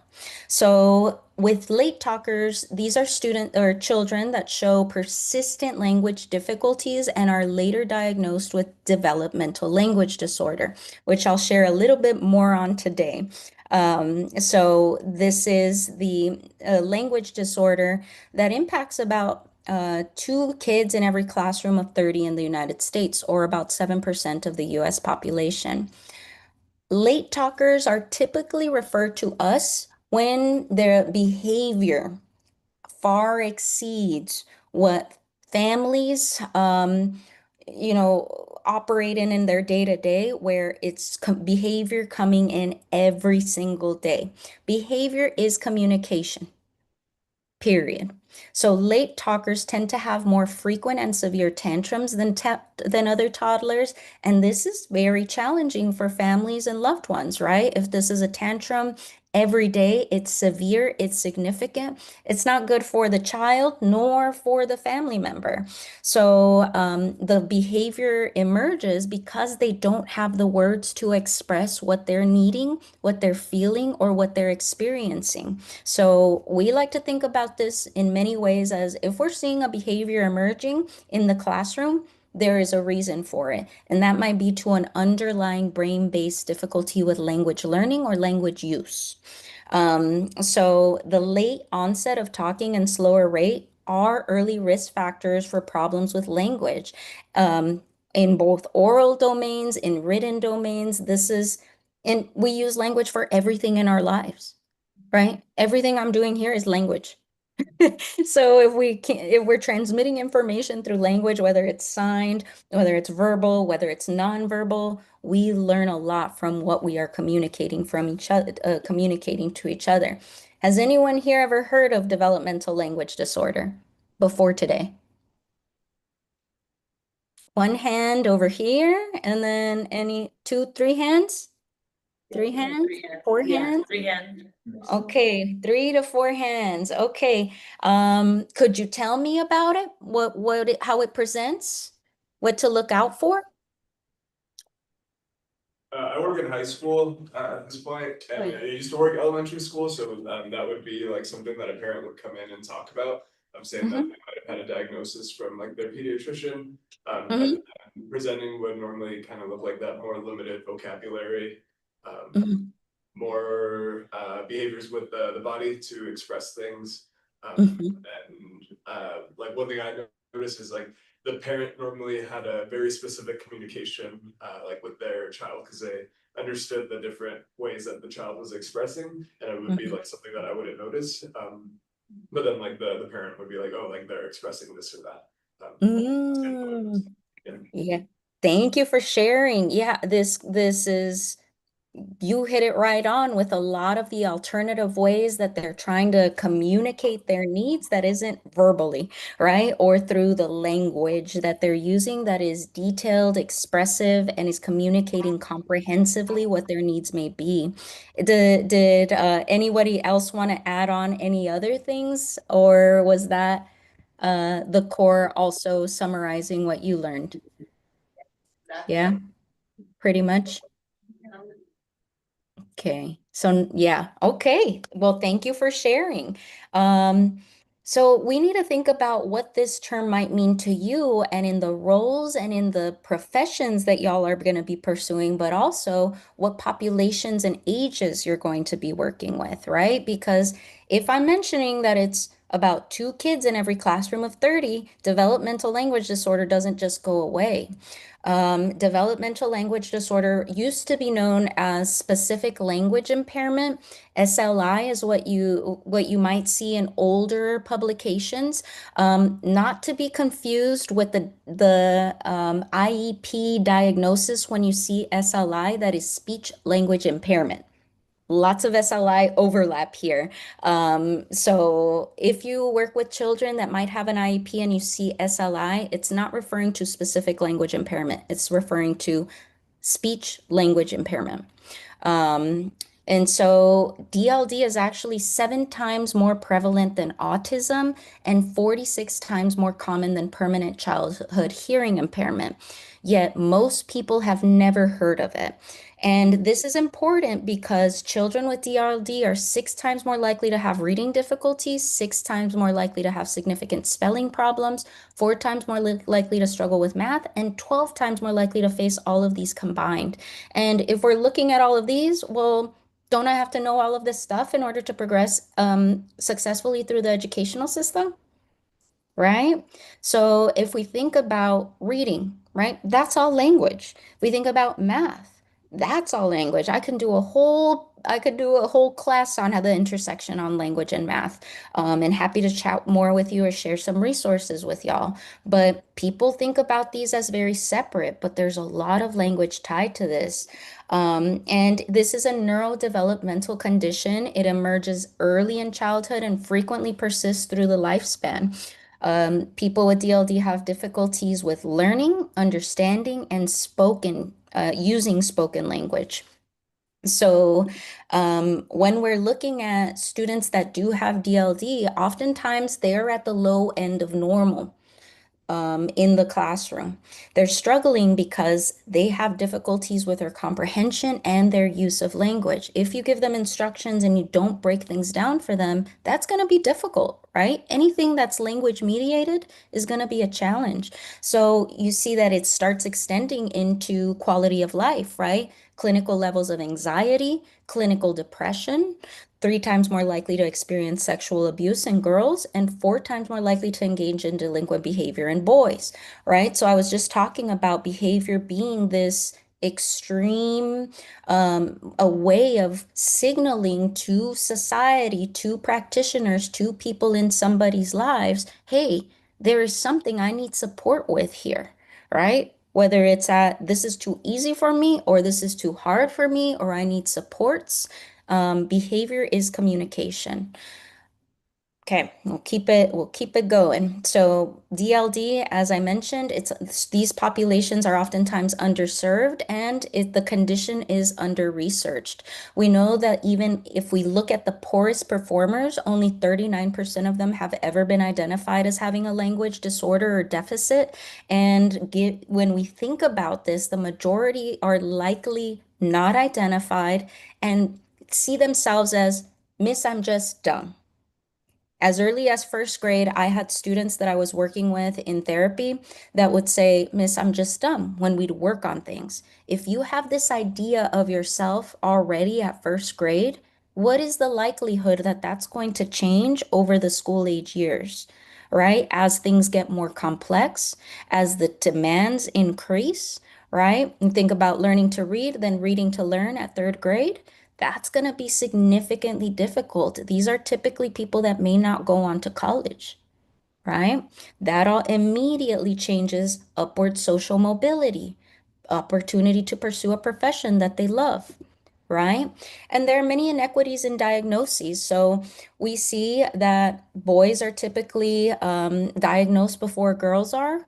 That's typically due to behavior, poor self-regulation in behavior is typically what sends the referrals from the teacher to the speech pathologist or the school psychologist. The teacher report, right? This executive control, well, he doesn't sit in his chair. He doesn't raise his hand. He doesn't wait till I call on him, right? And I say he because boys are typically the majority of our caseload. There are genetic components to developmental language disorder that we have seen as well that are primarily driven to or primarily impacting males.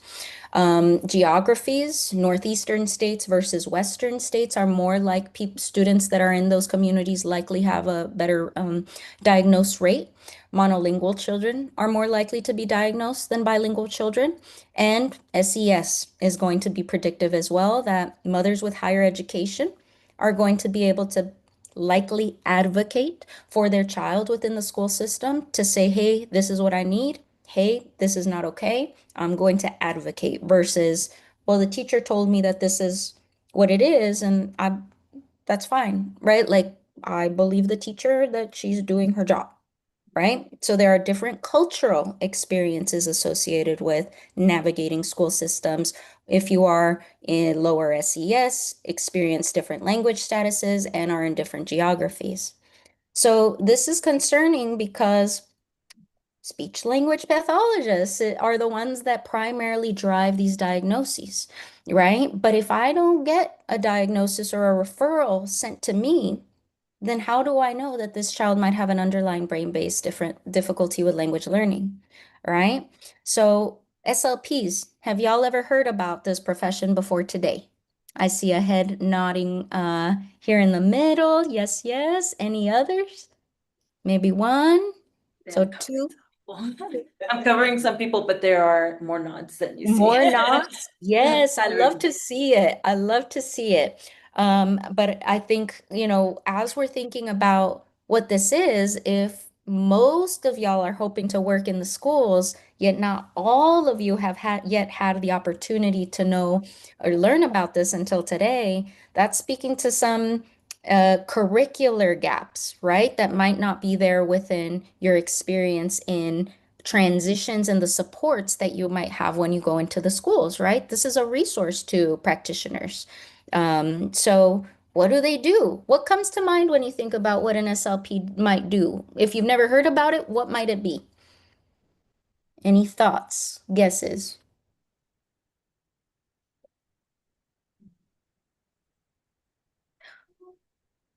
So I'll share this one. When I say I'm a speech language pathologist and introduce myself to most people, they're like, oh, like kids that stutter?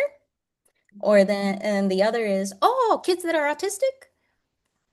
Yeah, like, okay, and then the third one typically, oh, kids that can't make their sounds, right? And while all of those are true, the fact that those are the immediate things that come to mind are surprising because in the last 15 years that I've been practicing, I've only worked with one child who stutters. Yes, I've worked with a lot of children that have articulation difficulties that can't make sounds. And yes, I've had a lot of children on my caseload that are autistic, but it's so much more than this. And I think this is where misconceptions can come in when we're communicating and engaging in interprofessional collaboration because, oh, well, she just works on ours. No, right? So a little bit more so you know what resources would be available to you within speech language hearing sciences or within the school systems that you'd be working in. They're not just speech and they're not just sounds. We have to learn about these cognitive requisites for learning language. So we learn all of the neuroanatomy, from the brain to the diaphragm where you're breathing, because we have to be able to control how airflow is coming out of our mouths, right? And sequencing the anatomy to be able to produce those sounds. So we learn about all of these different layers of how the anatomical structures work, the neurological system works in typical development, because we need to know what it looks like in disordered development.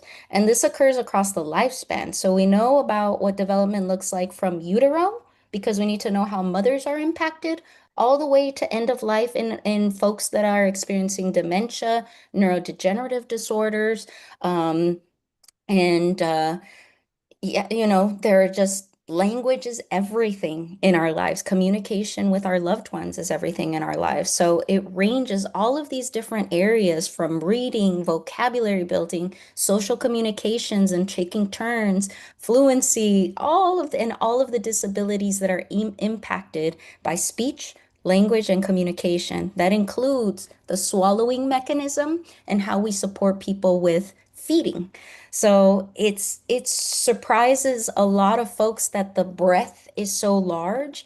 But I wanted to show, I know we're running a little low on time here, but I wanted to share a clip with y'all so you can see what these interventions for children that are late talkers can look like. So you can observe these as I'm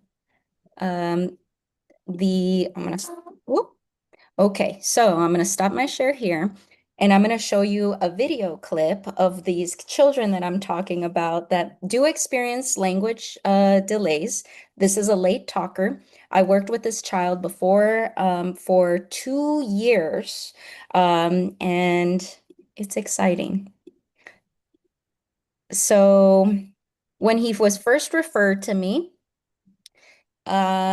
he was not meeting his milestones. He didn't have his first words, but he was a year and a half at this point, no words at all. Lots of tantrums. His primary mode of communication was pointing. So he'd do this, or he'd grab parent and then go and point to whatever he wanted. If he didn't get what he wanted, tantrum, severe.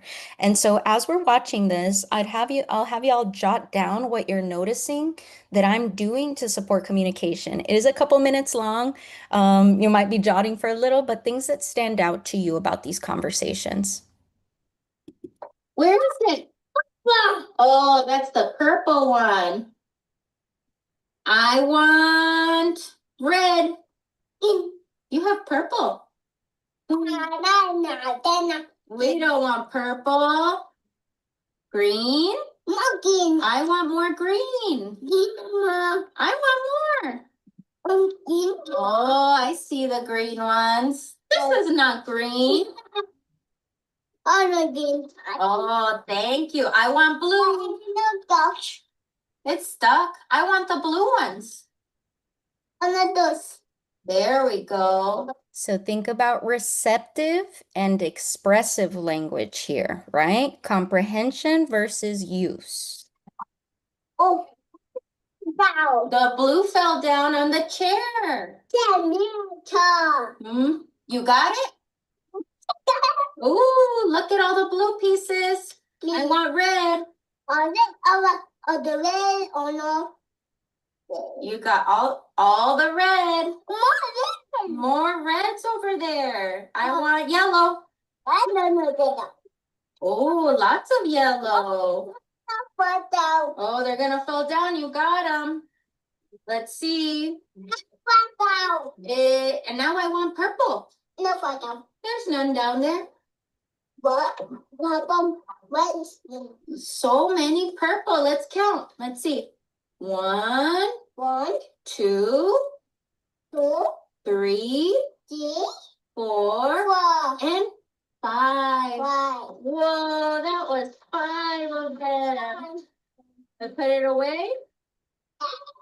Okay, so right after this, he's going to revert back to his prior way of communicating, and that is pointing to what he wants, right? But you're also seeing where new skills have emerged that we've started putting those building blocks onto. You're gonna help me put it away. Are you ready? Oh, you're closing the box? Close the box. No more, you're all done? Which one? The duck? Let me hear. I want the duck. Good. Okay, I'll stop it right there.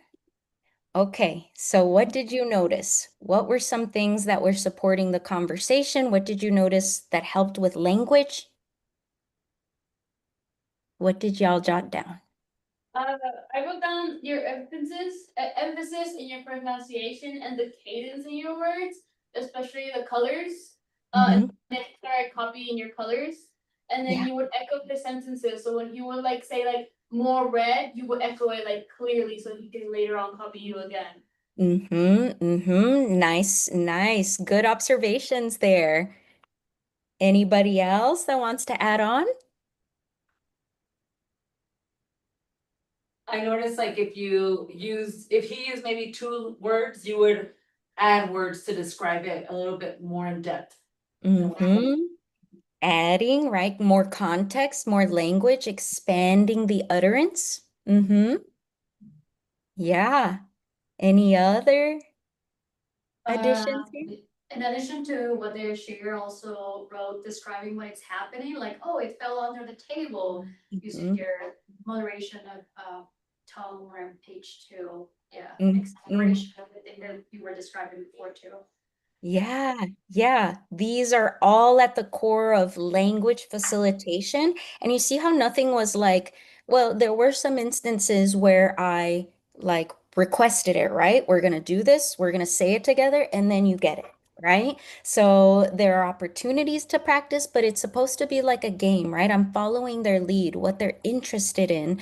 I'm not imposing what I want to do. In little ones, the important thing is that we follow what's important to them and then building our language around what it is that is of greatest interest to them. So again, all of the things that y'all noticed are exactly what we should be doing with children.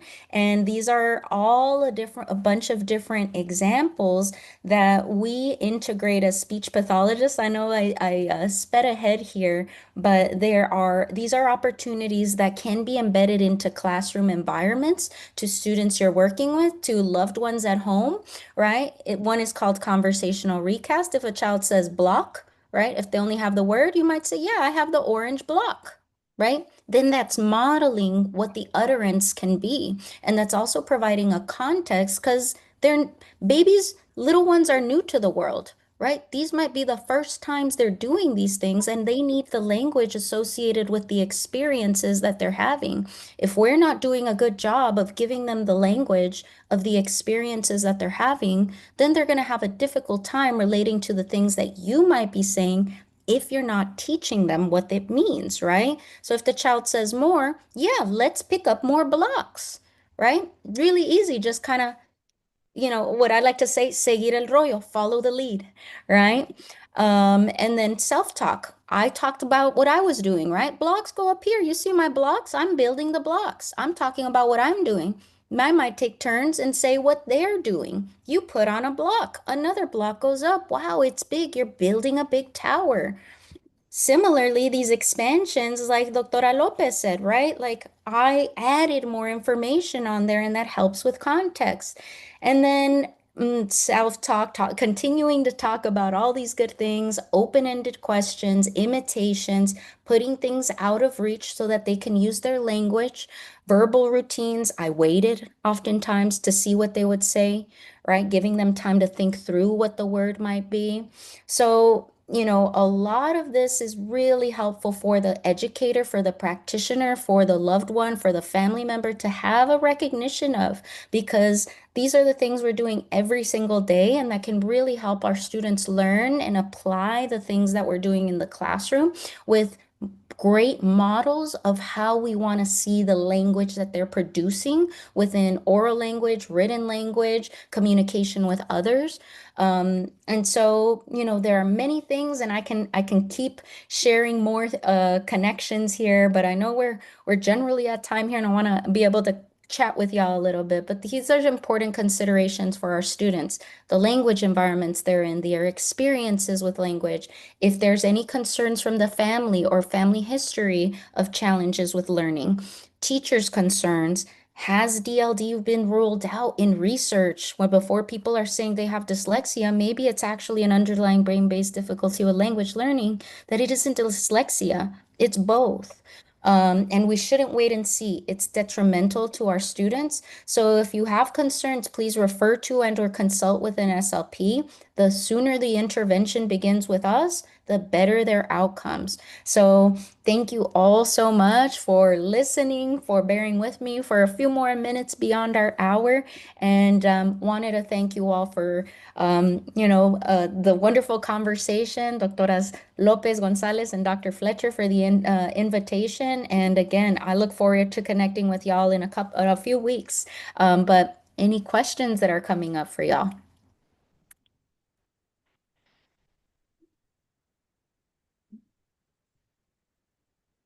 I know it was a lot. One, real quick, I think it's one we can continue talking about when you get here. But, you know, I know you're working culturally relevant approaches and bilingual aspects too, that I know, like you said, could take a whole other semester. And I wondered if you've found a big difference with the cultural ways of teaching language that that you also leverage, right? Like when you're working with like bilingual and immigrant families, maybe your own conocimiento, right, being fronteriza. But I guess, you know, I know again, this could be a whole discussion, but is there something that we can be aware of here as we're mostly gonna be working with first grade, 5-year-olds to about 14-year-olds. So it's something we should be aware of, right? Even if we are bilingual, of certain like maneras de ser or to use our hands, you know, what are some just like takeaways, right? Yeah, this is a great question because as we've talked about, like those early foundations and experiences with language, you might see some children that could use some more language facilitation supports. All of those language facilitation strategies that I just shared with you toward here at the end of the session, those work whether they are children that are 1 year old, 2 years old, 3 years old, or whether they're high school, whether they're college age students, right? It's just a different way of delivering this information. I'm not going to use as much rising tone and intonation with a high schooler that might be like, that's not cool, right? Like I'd have to communicate and change my mode of communication with them. But by using these strategies, right, if they respond to you or have difficulties with like, I'm not quite understanding like that word. Oh, well, let's talk through it. Let me expand this for you. Or if they're starting to, so with the children, are there many that might be multilingual? I think for the most part, they're Spanish speakers, yeah, from Mexico. Spanish speakers. Majority. That's okay. Good, good, good. And I think that's an important element because as we're connecting with more ones, more students that might have family members that might have different experience, like some families might speak Mixteco, right? Or they might speak Nahua, right? And that might be something that a grandma might be speaking with them in the home that we might not be aware of. So recognizing that there might be other influences coming into a child's speech, language, or communication, and also whether they might need additional supports, right? So you might be picking up on different features of their communication with you where you think, how might this be impacting them with the classroom learning? What are some ways that I can support them with these new lessons that we're sharing with expanding of the words that we're sharing, right? Did we define what this is? Did we give many examples of what this word is in our lesson? How can we apply the meaning to what this word is or what these, let's say it's a science class and we're talking about photosynthesis, right? Well, what is photosynthesis? I've never heard of that word before, and I can't assume what that is. Well, we have to do a deep dive and teach the words of the classroom, right? Whether it's in English, whether it's in Spanish, any of this, but it typically is overlooked. It's assumed that students might know the vocabulary that's coming in within the classroom environment, where really they might be communicating terms and concepts differently at home that aren't translating into the classroom. And we have to be able to say, hey, let's take a few steps back. This is a new concept. Let's break down what this all means. Let's make sure there's comprehension here based on the way I'm delivering my instructions, and then give models for what my expectation is in this activity, in this assignment. And if some child seems to not be following the instruction or there's behavior, then it's, then where is the disconnect happening so I can come in and support? And it's typically going to be through the language, right? Is it too easy? Is it too hard? Or do I need to take a few steps back and break this down at a step-by-step approach? So yeah, super. Yeah, lots of applications. That's very helpful. Thank you so much. Yes, of course. Well, I think that, well, I think we're done with questions, but thank you so much for making time. I know you're navigating a lot of different time zones as well. Yeah. You'll be in another time zone soon when you're home, but we Mhm. will see you very soon. It's gonna be exciting for you to be there in community with us as we do our service learning activity for the week, so. I'm so excited to join y'all. I'll send these slides to Doctora Ruth and Doctora Gonzalez, and then that way y'all have the resources, because I know I didn't get to go through all of it, and all of the examples I shared with y'all, you can revisit and apply those for your resources that you collect. Gracias. Okay. Muchísimas gracias. Have a lot of fun, and I'll see y'all soon. Thank you so much. All righty, take care. You too. Bye. Bye.